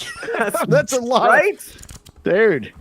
I leave it. You could pay someone. You would never even have to fucking interact with the kid. You could pay somebody to raise it and take care of it, and never see it one day in its life, and still have enough money to be fine, set for fucking life. You can still buy a yacht, and that's insane. It's insane. This is what I'm saying. She's addicted. Like I think you're right. It's about attention. I think it's his attention specifically because he hurt her feelings, but also just anyone on the internet who will listen. Because if it were just about the money, she would shut up, right? Well, the reason she's also doing this now to put the ultimate pressure on Elon when you got a bunch of leftoid crazy people burning Teslas and burning down dealerships for no fucking reason, and he has pretty much the entire half of the establishment wanting his head.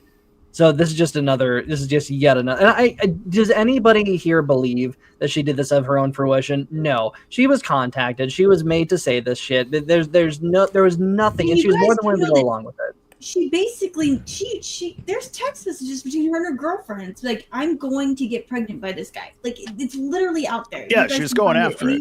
She was going after him on purpose.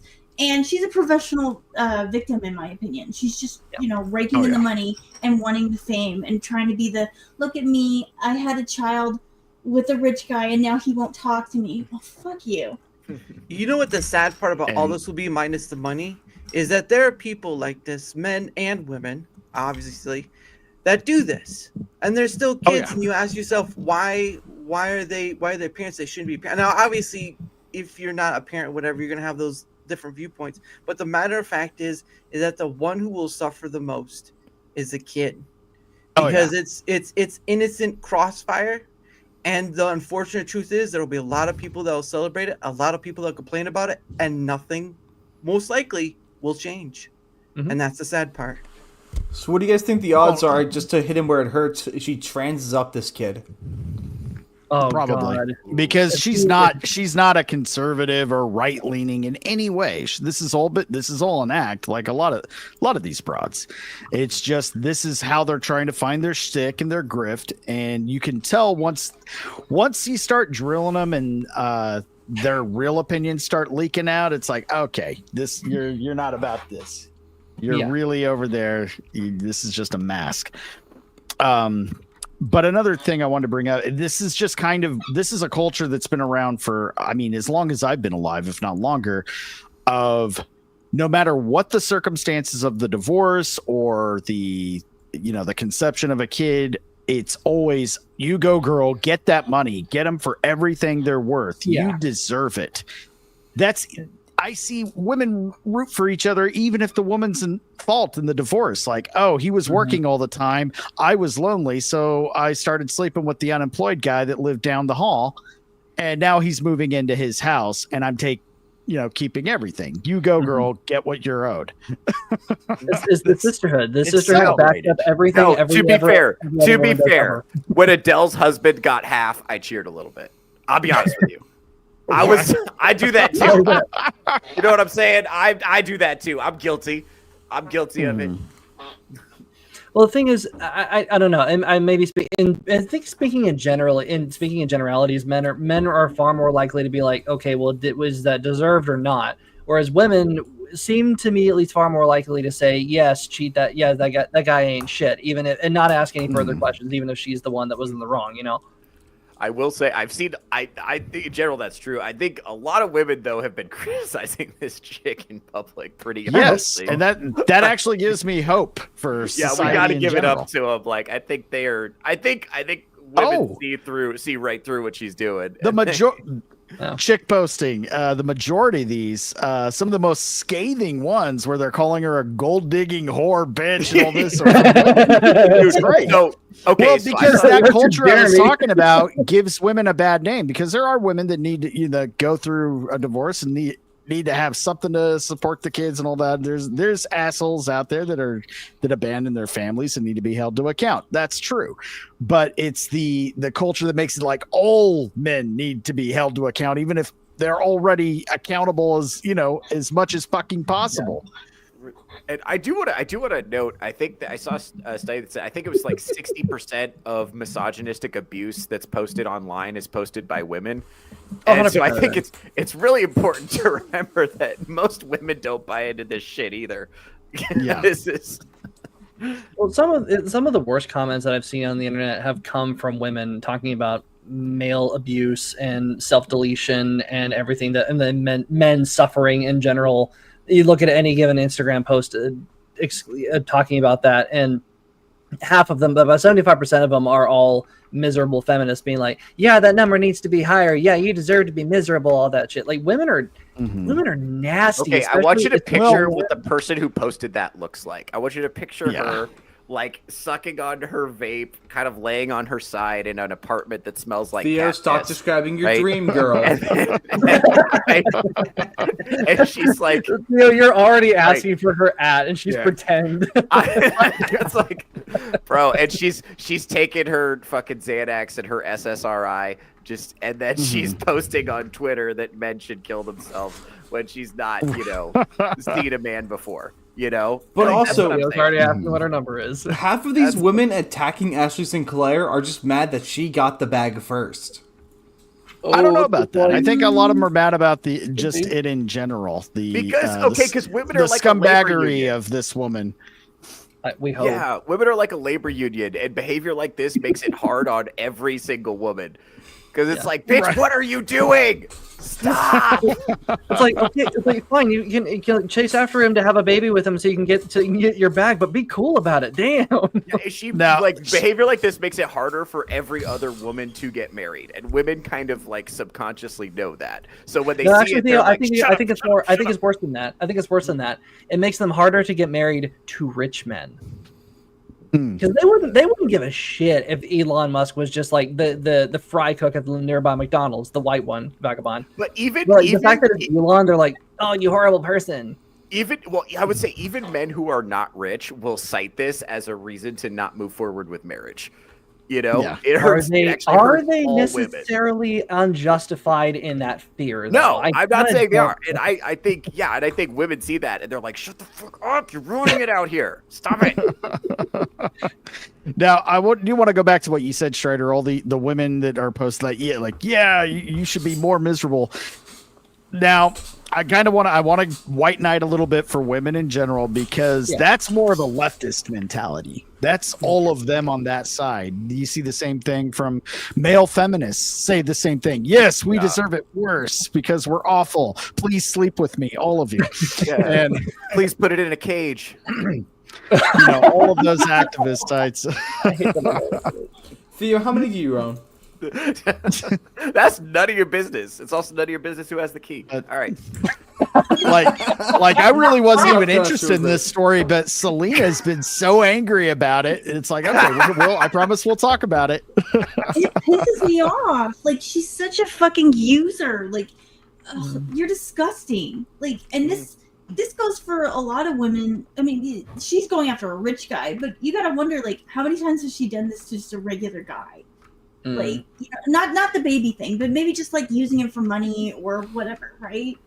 This isn't new for her. She's a social climber. She's probably, she became popular on social media, so she probably sexually manipulated a lot of men along the way to get up to where she was, to get some spotlight. And a lot of those guys are just sitting in the dirt like, I didn't get to knock you up. What the hell? And now they're like, oh, good. Also, like, follow the sequence of events, right? So she finds out that day. that she gets a 60% cut in her monthly child support. How does she respond to that? She sells her car that Elon gave her, and she calls the paparazzi on herself so that it will be widely publicized that she's selling the car. And when they ask her, Ashley, why are you selling your car? She's like, oh, well, you're going to have to ask Elon. He's cutting my child support, blah, blah, blah. So this is a passive aggressive, like weaponized response to try to make him look like a deadbeat and like shame him in public. And she looks terrible. She's capable of looking way hotter than that. She looks like she just rolled out of bed. She threw on a hat because she didn't want to comb her hair. She looks bad on purpose. This whole thing is calculated to make her look like a victim. Yes, women definitely do that. And I got two great examples for you if you're trial junkies like me and her. We love watching the trials, but so women they'll look very attractive to get one thing they want, but then they'll downplay it or look mousy or make themselves look meek or shy to garner sympathy. We saw this in the Amber Heard trial with Johnny Depp. She tried to make herself look like the sad abused librarian, and the best example is if you guys are familiar with the Jodi Arias case, which her costume during the trial was laughable when they're up there. Then now we're going to look at a picture of her glamour shot followed by a picture of her butthole. These were sent to the victim the night of the killing. And then she's like, not me, look at me, I'm so weak and innocent. I'm wearing glasses, but that changes everything. It does. My hair is darker and it hasn't been washed in a week. Yeah, sure.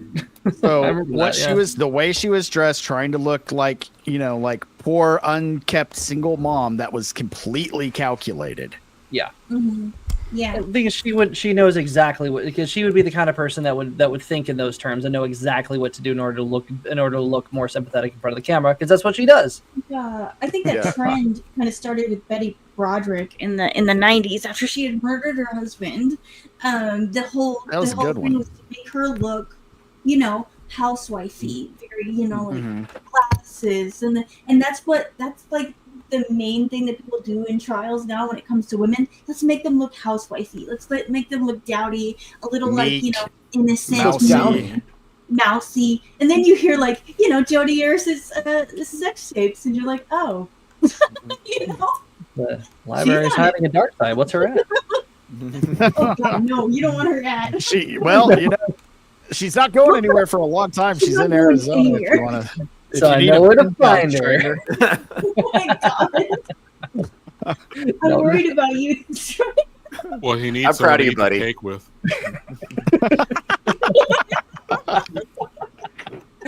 I'll make her the best cake ever with a nail file in it. Right. All right. Run away together and I'll die in her hands. I haven't watched this one, but let's check this one out. It's her with that other dumb whore, Tommy, whatever. Who got cooked. And it's really incredible to have someone who typically was left leaning, and a lot of the projects that he's been a big part of, sustainable energy, the electric cars, all of this stuff is typically more left leaning things. And because they didn't like Elon's politics, they really iced him out of a lot of things in this administration. They revoked a contract for Starlink because they said that Starlink wasn't capable of providing internet to rural areas. That is fundamentally insane, because guess what? The first person they called when they needed help in rural North Carolina, that was Elon Musk. The first person they called, they had two choices. It was either Elon Musk or Putin when those astronauts were stuck in space, and they had to call Elon Musk. So I think Elon also sees that there's not really a path forward for a lot of this progress and technological progress. If we do want to be a spacefarer.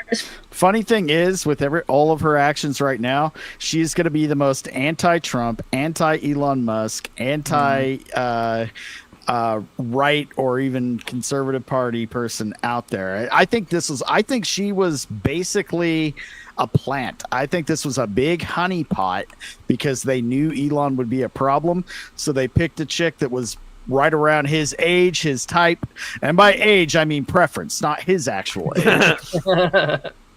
I think you're. Yeah, and gave her some studying to do and sent her to work. bearing civilization, we cannot have this regulatory state that has just expanded and will continue to expand endlessly under Kamala Harris. They're delaying the launches of SpaceX rockets because of the FAA. So I think he really understands that in order for there to be progress for humanity, not just as America, but as a people, that we have to destroy this regulatory state. So I think they made a big mistake icing Elon out of a lot of these things and choking out his companies with these regulations. I bet somebody else was choked out during the relationship too. You know what I'm saying? So that's Andrew Tate. It scares me how easily someone who is clearly just an empty-headed plant can just recite some admittedly true talking points with it. Just kind of it scares me how easily. She's pretty, so let's just assume that she's naturally intelligent and not just memorizing, talking points and things she's done research on.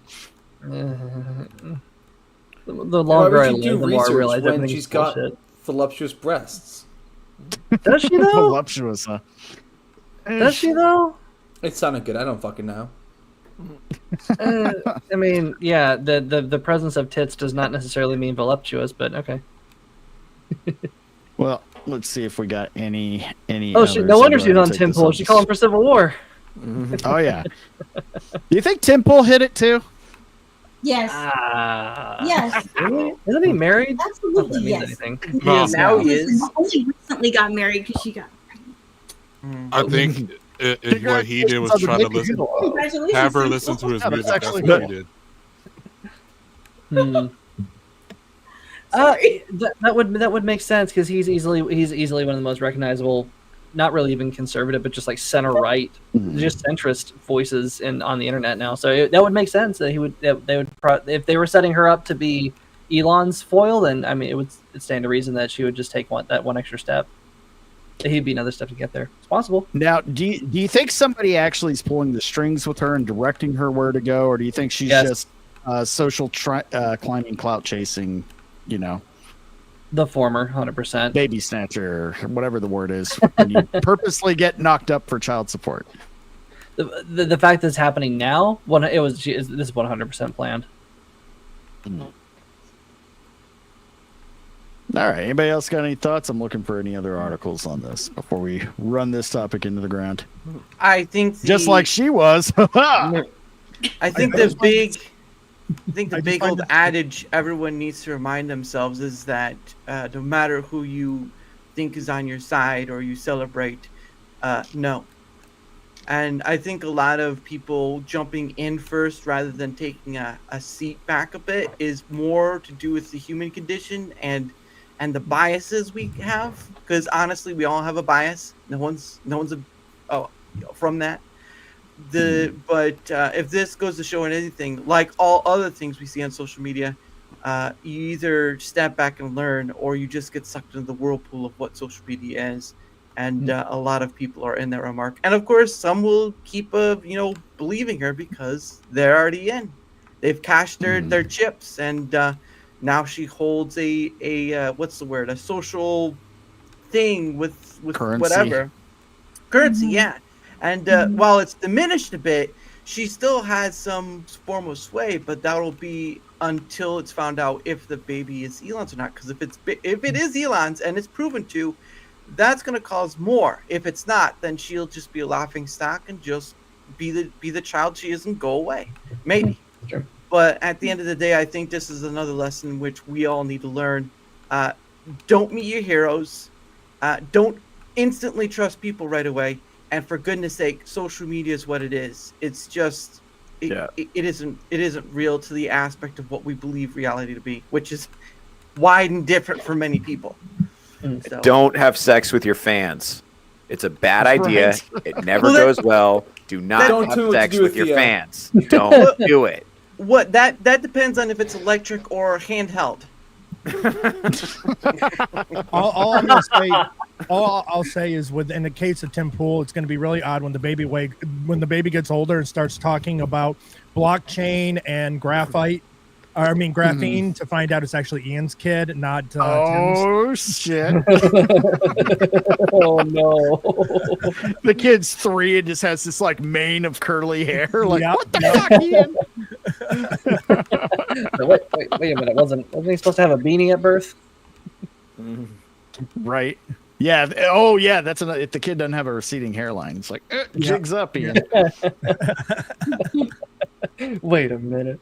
Was that scene in was it Me, Myself, and Irene, where it's like or what was it, Me, Myself, and Irene, or the one where Jim Carrey's a Mountie, or yeah, that's Me, Myself, and Irene. Rhode Island State Trooper. That's right. Yeah, where all of a sudden he realizes that maybe I'm thinking of a different movie where he realizes that the kids in the pool are not his because their hair, the water is beating on their very curly hair and their skin is black and he's completely white. So, is that movie? I'm misremembering.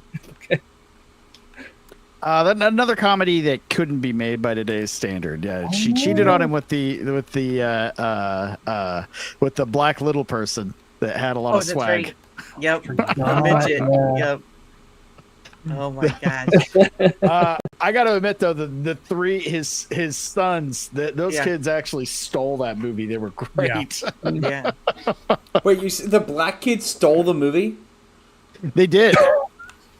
They were really good at it.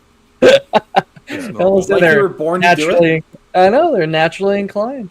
What? And the funny thing too. Let's go watch You haven't seen this movie, have you, Arsa? Of course not. It's me. For fuck's sake. God, what a disappointment. The answer to. Comedies from now until, I don't know, for the next 5 years, and you will, yeah. But he's got videos to get games to play, clips to make. I mean, he doesn't have time to watch movies. If you see it on the regular cable television, don't watch any movies. Just keep making clips. We need that. You're good where you are. I take it all back. All right. Well, final thoughts on Ashley Sinclair. If anybody has any points that they didn't get to bring up, now's the time. I call next. I say a hoe. Well, that's true too. I say she no longer needs to be listened to, and if anyone listens to her for any reason, I think you're an idiot. So there you go. Well, here's the thing: we have an epidemic of white knighterry in our culture, where what else is it now? All she has to do is be a woman, an actual woman, and no matter what they do, and have like maybe one opinion that you agree with, and these guys will trip over their dicks to defend her. McQueen. That's right. I don't want it. All right. Well, we're about an hour and a half in. We got about 30 minutes to go, so we'll go ahead. We're going to end the show on a little bit of a somber note. I'm sure everybody heard the sad news yesterday about Val Kilmer, right? Yeah. That one stung. That was probably on my top 5 favorite actors as a kid growing up. Like, next, a lot of them that are gone now. Robin Williams, Gene Hackman. 11 years ago for Robin Williams. Oh yeah. It still feels like yesterday for him. Yeah. Yeah, it does.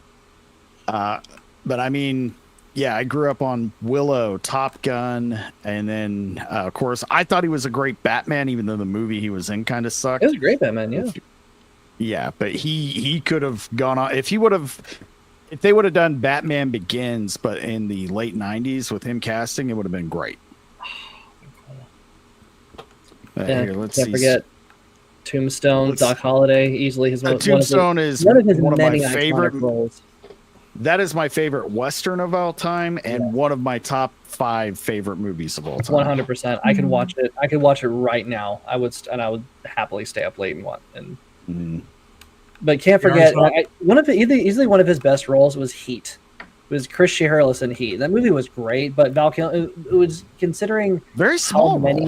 Yeah, it could be comparatively really small. But look at how many people were in that fucking movie, and then Val Kilmer still manages to eke away a very memorable performance, and actually being one of the only bad guys that doesn't suffer a horrible comeuppance. But has anybody seen Kiss Kiss Bang Bang? I was just about to bring that one up. Love it. Good. Yes, one of his later films. It's got him and Robert Downey Jr. It's the director of Iron Man 3, actually. Directed it's a dark comedy. Not an indictment. Her was funny. Yeah, it's kind of a noir style. So it's got the narration, a lot of fourth wall breaking. I highly recommend that movie. That's one of my favorite favorite modern movies. So this I think it image came of- out in like 2006. But go ahead. This image of the role from the movies that he had roles in, I'm going to say ours has only seen one. But one that a lot of people just don't remember is him playing in the movie The Doors. I've seen 3. Oh, Thank you very much. Yeah. Who doesn't wow. remember The Doors, dude? That was a freaking, that thing took over. I was a kid when that came out, and that put The I'm Doors saying for back my- on the map. And Yeah, it did. But I'm saying for more ours' generation, don't really know Right. The Doors. Yeah. Because that's one So that you are- haven't seen, is it? The Doors? No. Okay, looking at these movies, which ones have you seen? Let me wanna guess. guess. Let me guess. Can I guess? Yeah, go ahead. Okay. I'm going to say you've seen Batman Forever, Top Gun, Willow. 2 out of 3. Dang.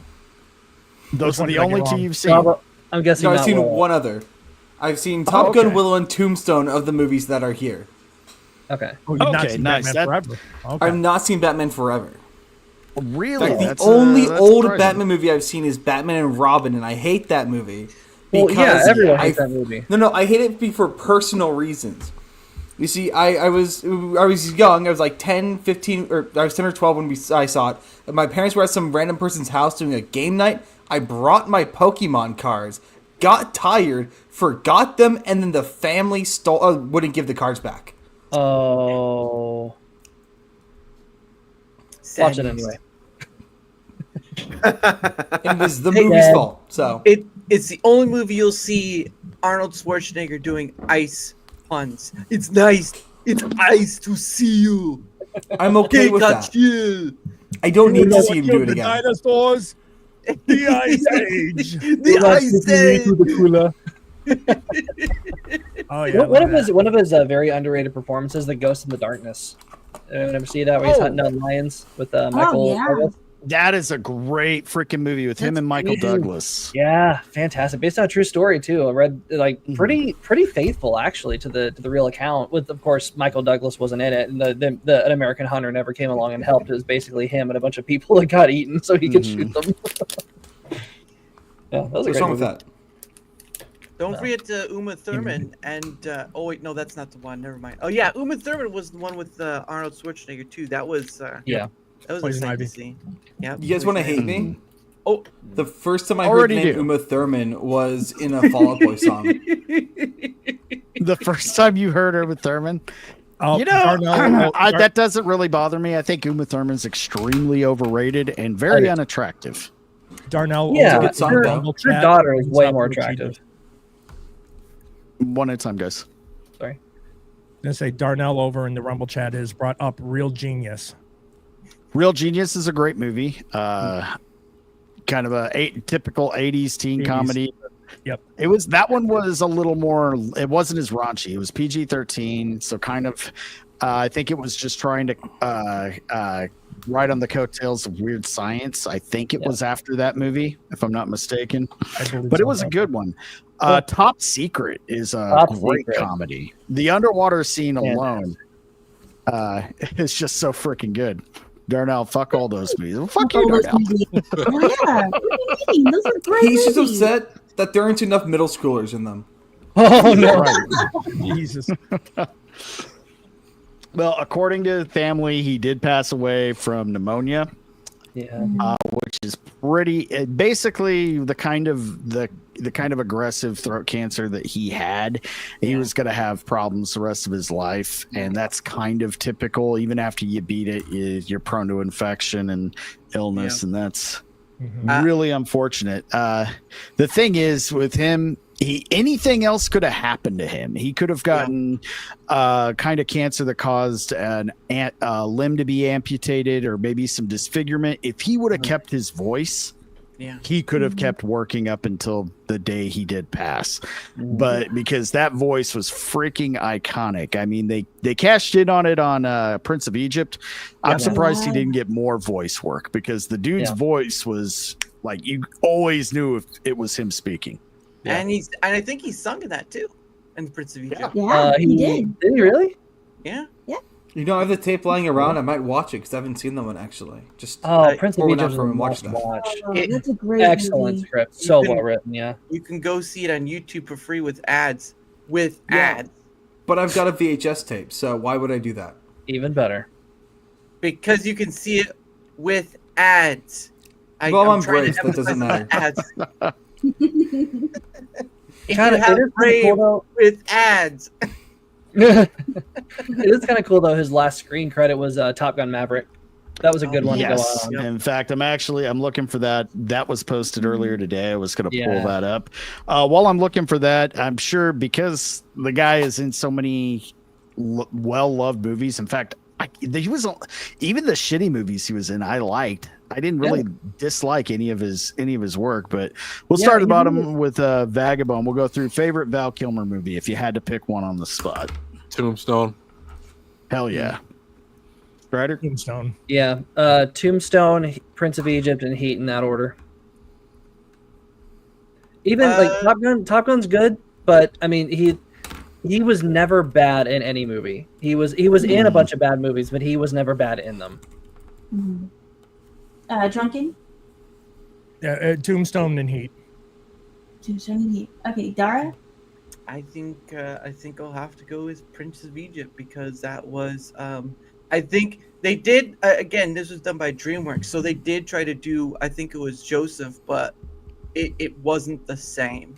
And so I think Prince of Egypt was probably their only where they tried to transcribe a biblical story to secular audience, and you add music to it, and he did a great job in that.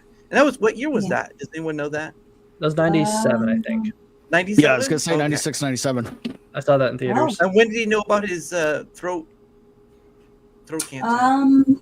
That's a good question. Let me 2016. Okay, Really? so That's when he actually admitted to it. Yeah. Since about 2014, there were rumors that he was sick. But he was fighting them off. Because he was still, I think he said something like he was still going to try to work to earn an award or like an Oscar based on his work and not get one of those crappy, oh, you're sick, here's the thing. Yeah. He was really trying to avoid that. Yeah. At least his last film credit is Top Gun Maverick and not Jay and Silent Bob reboot. God, yes. Thank you. It's so funny. Well, I'm looking right now at the poster for Heat, and he is in a movie with Al Pacino and Robert De Niro at their peak, finally meeting for the first time ever. He is in front of them, and his name is the only one listed on that fucking poster. It's just Val Kilmer right in there, and we got Pacino and De Niro right behind him. Like that just speaks to his talent, his star power. I went to see that. I was a young kid. I was in middle school. Don't tell Darnell. And the only reason I wasn't a huge, film buff by that point. The only reason I went to see it's like, oh, Val fucking Kilmer, yeah. And I loved the movie. I'm like, but it wasn't in it enough. Yeah, when he was great. 3 hours. I didn't even 3 hours had gone by, and that's like not director's cut, just 3 hours of great movie, and I didn't even realize it. And I was like, oh man, I need more Val Kilmer in this. Heat is the only movie, the only VHS I've ever found that had mold on it. Oh wow! I don't know what that's worth, but it's the only one I've ever found. So. Mold. VHS is mold. Heat is the only one I could never get because every company I found has been moldy. Oh wow! Interesting. But Dara, another reason that's a good pick, Prince of Egypt. One thing I liked about that movie, it being a biblical story, it didn't feel like it. Like a lot of kids that didn't know shit about what it was, just a cartoon, went and saw it, loved it, not knowing anything about what it was actually based on. They just thought it was, some desert fairy tale. Well, and the funny show, they took the story and made it that entertaining. I mean, kids fucking loved that. I remember when it came out.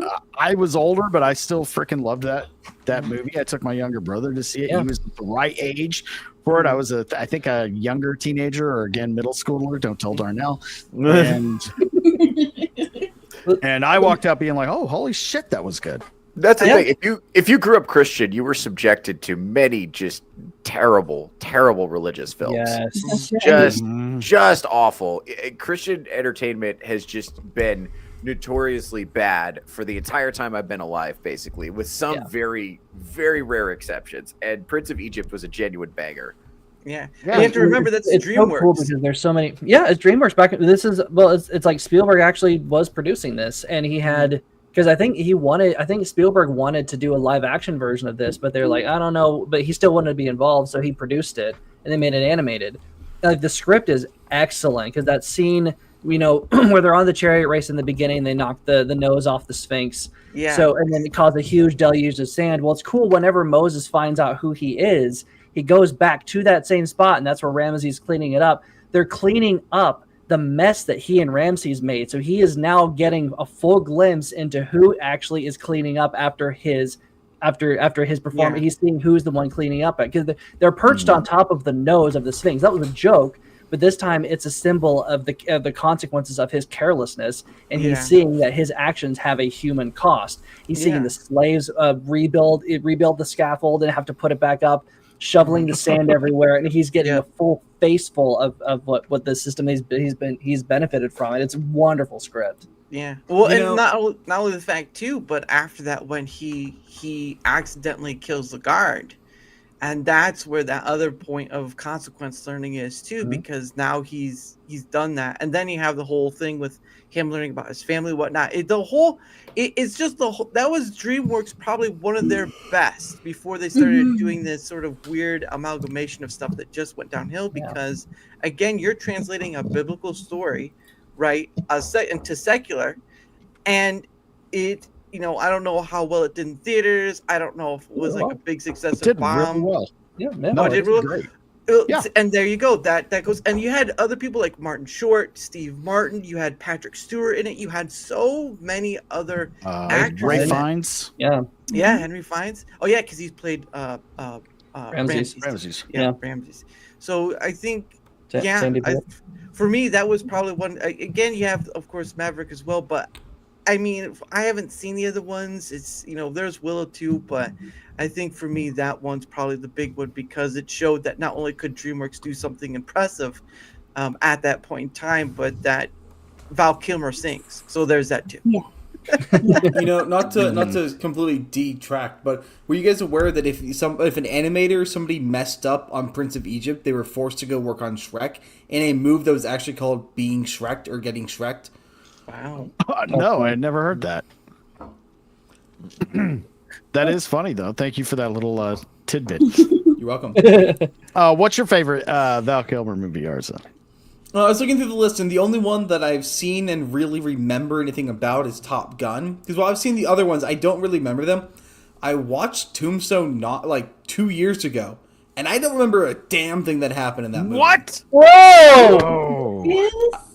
Oh. I watched it at work. What is wrong with you? Working at the hospital, and I can't recall a damn thing that happened. You're gonna have to do a rewatch, buddy. I will. After me and my brother, we were young when we see it. Don't tell our parents we were in middle school. There, added parents to the joke, Darnell. We all know you go to middle schools to case for parents and not children. It's just a funny joke, buddy. And anybody watching, that's the only joke. But right.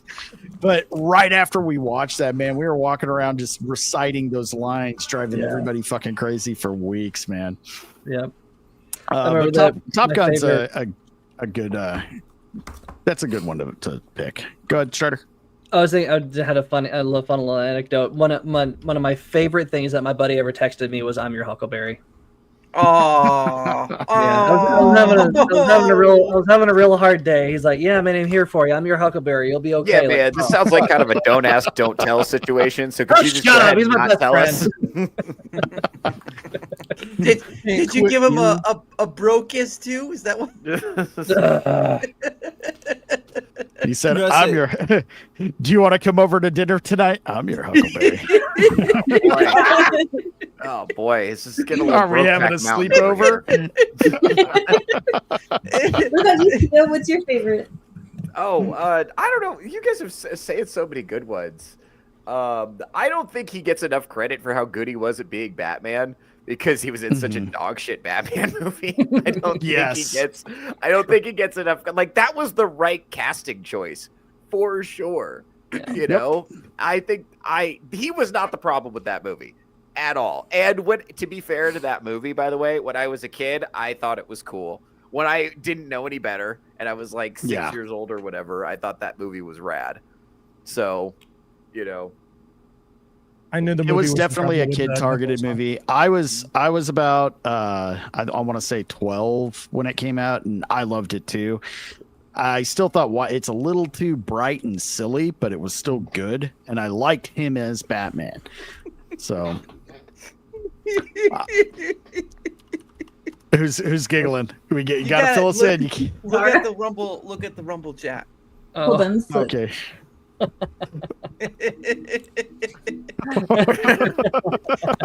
Theo, I thought you were perfectly comfortable with that. Or was that supposed to stay in DMs?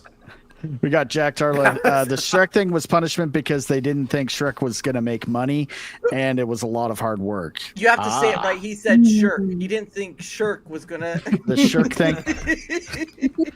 Well, he's British. We'll give him a pass. All right, Selena, what's your favorite Val Kilmer movie? Oh gosh, so many. So, Willow, Prince of Egypt. You got to pick one. One?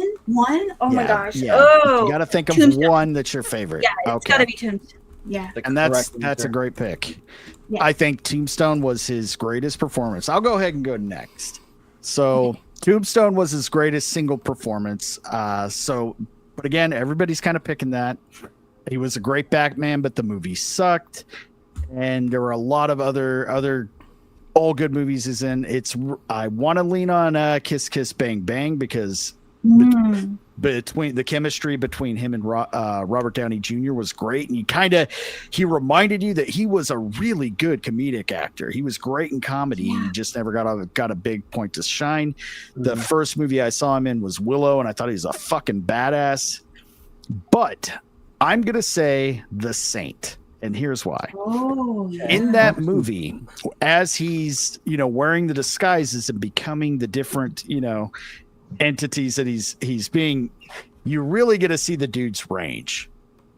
And even when he does a perfect impression of that one popular Russian character actor, I can't remember his name off the top of my head, but he's dressed like him and he's doing a spot on impression of him and talking about fucking his wife and stuff.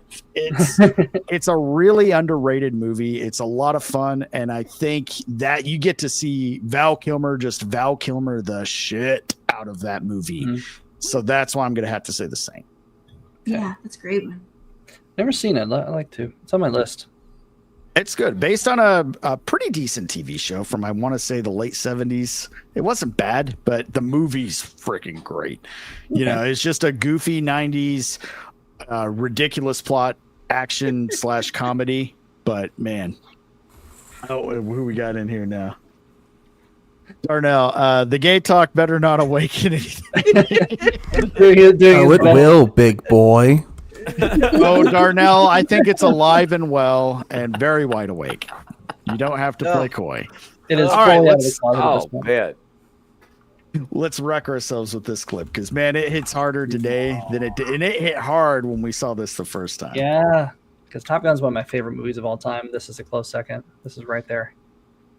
I want to say part 2 easily superior to the original, which I love. I would agree. Yeah. The part 2, Maverick wouldn't exist without the 80s Top Gun, which is a classic and a great movie. But this is just a better movie all the way around.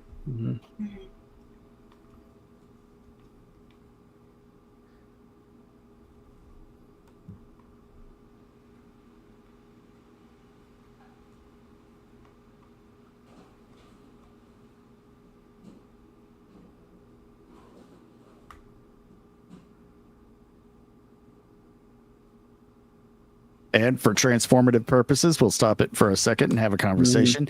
The dude was able to act the shit out of this scene without even talking.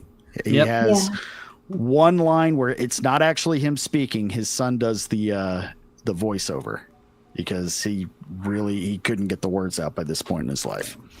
So if I'm not mistaken, if I'm wrong, you can crucify me for it, but I'm pretty sure, just like in the documentary, the Val Kilmer documentary that I highly recommend, the son, I believe the son does the voiceover for this scene as well, because their voices are almost identical.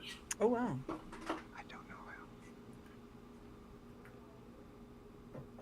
A little low. Well, they're not talking, so. No, he did. He whispered. No. It is pretty It's low. Yeah, this is the only clip I could find. It's off Twitter that somebody posted, so we're just gonna have to kind of deal with it. Let me see if I can get captions on. Yeah, I would say. There we go. I can see again. This might help me avoid a copyright claim too. That's true. Yeah. Even talking dirt too. Right. Yeah. So feel free. It's who I am. It's who I am. I'm the Batman. Oh wait, wrong person. I am Ethan. I am Ethan Hawke. Oh wait, yeah. No, actually, that's right. That's right. Forget. You know, it's okay to make fun of Tom Cruise for reasons that are, valid, but the dude can fucking act. Yeah. No, he can. Yeah. Anybody says he's not a good actor is full of shit. Yeah. Yeah. I think it's the scene at the end of Magnolia. He's just losing his shit over the death of his father. Oh my God, Magnolia is. I've been dying to try to figure out the villain to put. Would his character be considered a villain?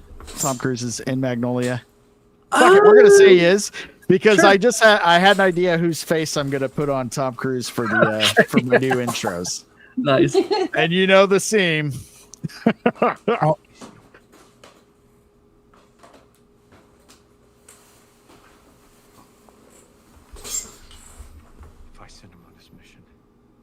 He's gonna cry. No. Oh, sorry.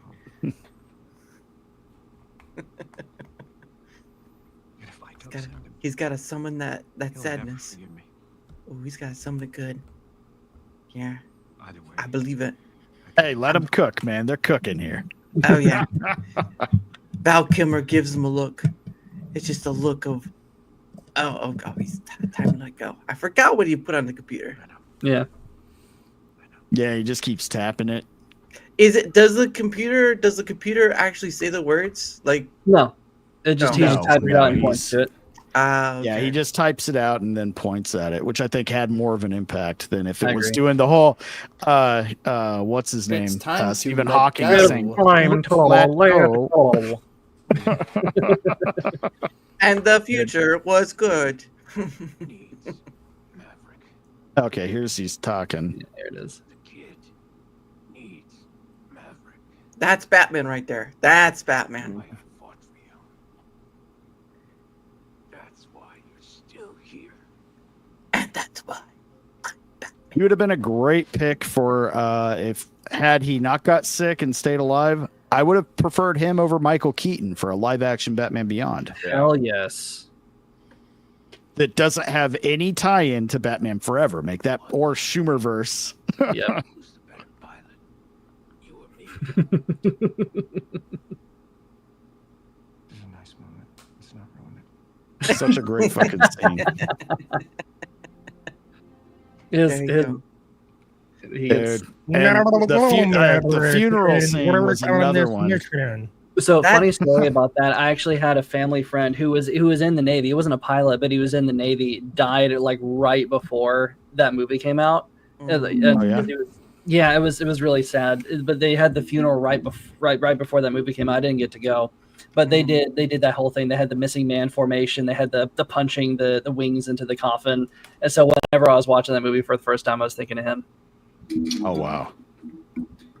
All right, this is a little tribute video put out by I think DC's official. Let me check real quick here. Nope, not DC official, but still a fan Schumacher cut, black. No. I wouldn't mind seeing that, even though I don't think there's much improvement they can make on this movie. Seeing the extra scenes and maybe a darker tone might help it a little bit. And at this point, just getting more of Val Kilmer as Batman I think there's no reason not to release that. So they're doing my parents' wake, Alfred. I remember running, falling, bad. It was something else. What was I running from? Is that what all this is? A little boy being afraid of a monster in the dark? Your dad didn't become that man to fight crime. Maybe it was to fight that fear. And instead you became the fear. If that's true, then that man is my enemy. Can I give up?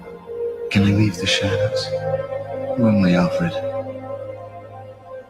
I don't know anymore. Your nightmares are there. And until you face them, I fear you will spend your life fleeing. So he's sending him. That's kind of a ripoff of Star Wars. I got to point that out. Sending him into the cave to face his fears. Well, except in this movie, they describe what it is. In Empire, they don't. I'm sorry. Did you just say Iron? That idea has existed for thousands of years. That is not a but we only know about it through Empire. Oh, how does it feel to be disappointed in somebody, Arza? I'm glad I could help. That the first time it ever happened was Yoda sending him in there and saying, "Your weapons, you will not need them." That was the first time that trope had ever happened ever, especially in film. Arza. Yeah, because the only explanation was, what's in there? Only what you take with you. That's it. That's all we get. Now Arza knows how we always feel with him. Now, sad, depressed, and I was. It was, by the way, Kilmer is fucking nailing. Am I going to get a whole list of like film and literature where that trope has taken place? Because I'm looking forward to that. It's Socrates' The Cave, my guy. Okay. I wouldn't go that far. No, I think Socrates ripped it off from Empire. Yeah. And here, ladies and gentlemen, we come to the point in the show where it no longer is about the equality and miraculous of movie making. It is now about Socrates, Plato, and maybe a little about Atlantis. Join us next week as we come back for more of the apparent theater. I bid you. See, that's how you need to talk on every stream, Arza. I would rather kill myself in Minecraft. I would rather backstab myself with a penny.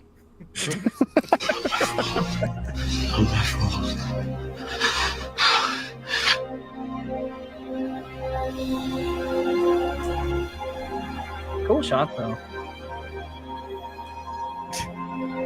I had to see them both. You see, I'm both Bruce Wayne and Batman.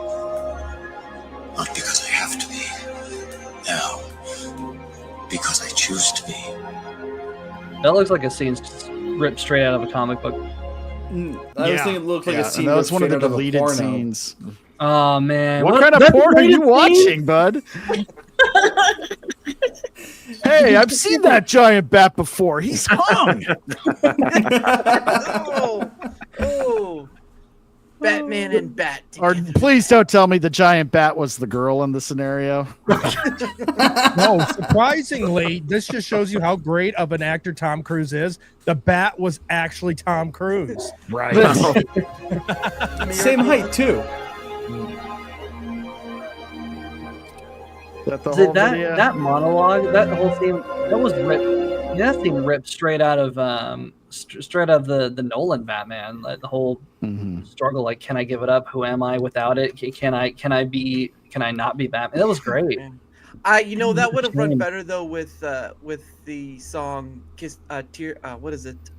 Kiss from a Rose. Yeah, that whole thing would have worked. That whole thing would have worked if it just played "Kiss from a Rose." The movie didn't age well, but that fucking soundtrack is a banger. Yeah, dude, the Seal song is great. The U2 song's great, and I hate fucking U2, but that's a good song. So are you man, streaming the whole thing? Shut up. Well, and there was actually an interview with someone that Seal was at, and he said the movie didn't do well, that sort of thing, but it was and the music video was made with like snippets of his song in it. And of course, I saw that music video. It was a little weird to see Seal with his shirt off. Yeah. But or is it? Yeah, well, depends. Well, Theo may not disagree, but I mean, everyone else might have a little something against it. But that song got famous because of Joel Schumacher, wanting to involve Seal into that, and it was, and for Seal, it was just a throwaway song. Mm-hmm. Yeah, but I mean, it works for Batman so fucking well. Yeah. I mean, Yeah. that is, nobody can hear that song and not think of Batman. I Yeah, don't because think it's so. Joel At least not a Schumacher Batman that fan. revived it. It was Joel Schumacher that revived that song because it was just on one of his albums that had already released. So it was I just think funny. I looked it up. It's part of the Neverending Story 3 soundtrack. That's what I was originally Really? called. Yeah. What? No idea. Yeah, included in the Fuck film watched Neverending Story 3 that year. 3. It is a never-ending story. Jokes never been told before in 40 years. Oh, very cool. Oh, kick ass! Let me go full screen here real quick. That's Yeah, that dude is awesome. Right up into the Here we groin. go. Just never mind. Oh yeah, there you go. I'm very, very glad I got this. Don't smell the screen, you freaks. All right, let me get this. And at least that one does not have the bat nipples. No.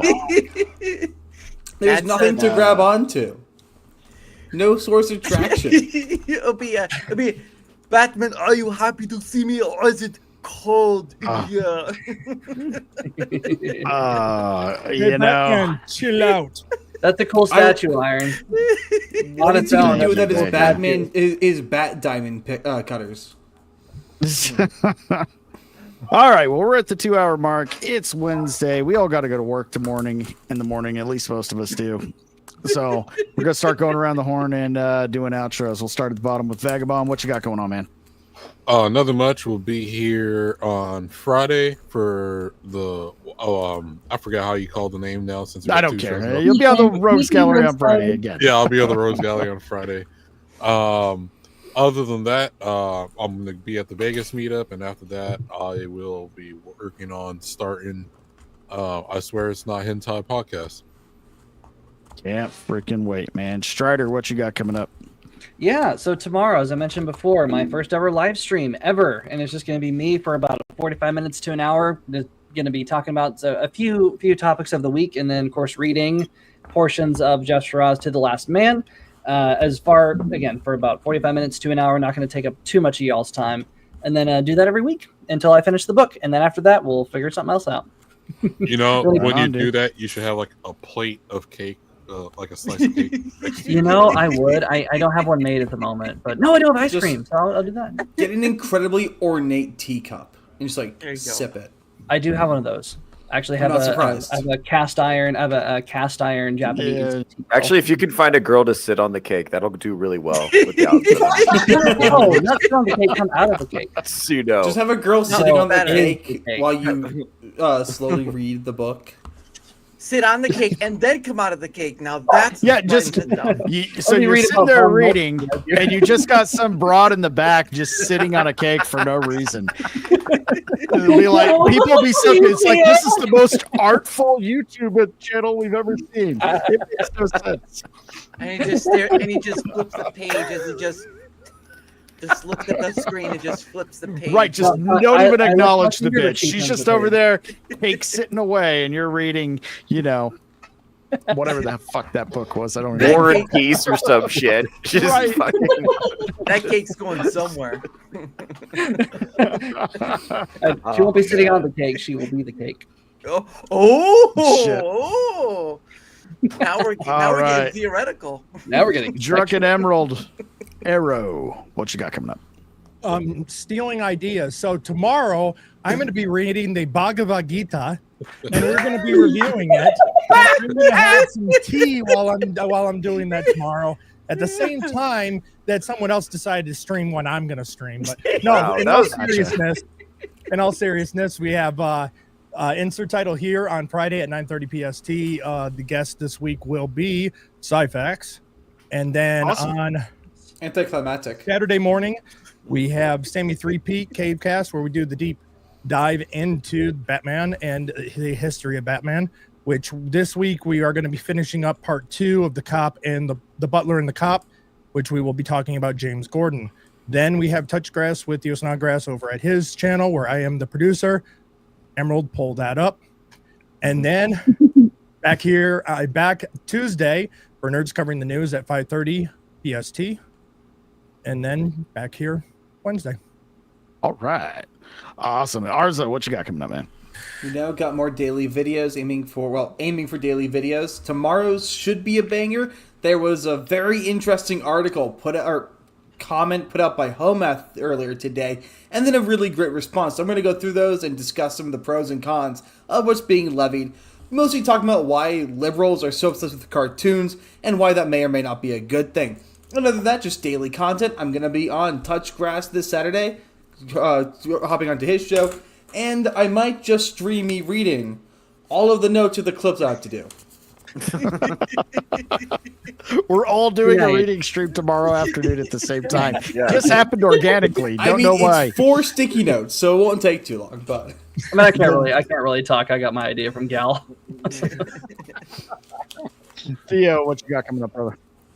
Oh, well, hi. I'm so glad you asked, buddy. So I'm going to be doing a reading stream tomorrow, actually. I'm going to be... yeah. What you're reading? Penthouse magazine? I'm going to be reading... I'm going to be reading A Court of Thorns and Roses, one page, but only the horny parts. And... Please read the entire book. Please do. I need to hear you read that. Dude, I tried to get through that book to prepare for my porn books episode of my show, and it was just too narcissistic. I couldn't get through it. It was ironically enough, you traded one narcissist for another. Oh man. Well, anyway, my name is Theo Snodgrass. I host a show called Touch Grass with Theo Snodgrass, 11 a.m. Pacific Standard Time every Saturday over on my YouTube channel. That's where you got to go to find me. But I also do other things. I do Nerds Covering the News on Tuesday over on Emerald's channel. That's a great new show you guys got to check out. That's a Rumble exclusive. I'm on the weekday Rogues Gallery right here on Iron's channel. And then on Fridays, I'm on the weekend Rogues Gallery. And then I'm on Insert Title Here. That's on Emerald's channel. And then I do my show. I'm also going to be on the D&D stream this Saturday. There's going to be the finale of that. That's over on Full Metal Nate's channel, so you definitely want to go check that out. That's going to be a lot of fun. But this is what's really important. I have a bunch of live comedy events coming up. I'm going to be traveling to Las Vegas, Nevada soon for the FNT meetup. I'm all over the place. I'm moving around like crazy. I'm a really hard person to keep track of. So how are you going to keep track of me? You might ask. Well, you got to follow me on Twitter. You got to follow me on YouTube. You got to follow me on Instagram, and then you gotta send me DMs telling me how much you appreciate me and how much you like my hair, and maybe send me some tasteful photos, whatever. I will get right on that, bud. Yeah, send lewds, not nudes, okay? That's great. Oh, yeah, I'm still a Christian, so let's keep it, So that means you can send them feet.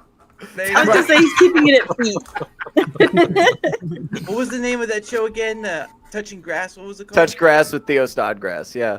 I thought it was just Touch Theo. That's what I thought that show was. That's the after party. Yeah, depends on mandatory. Who the guest is. Behind a paywall. Yep.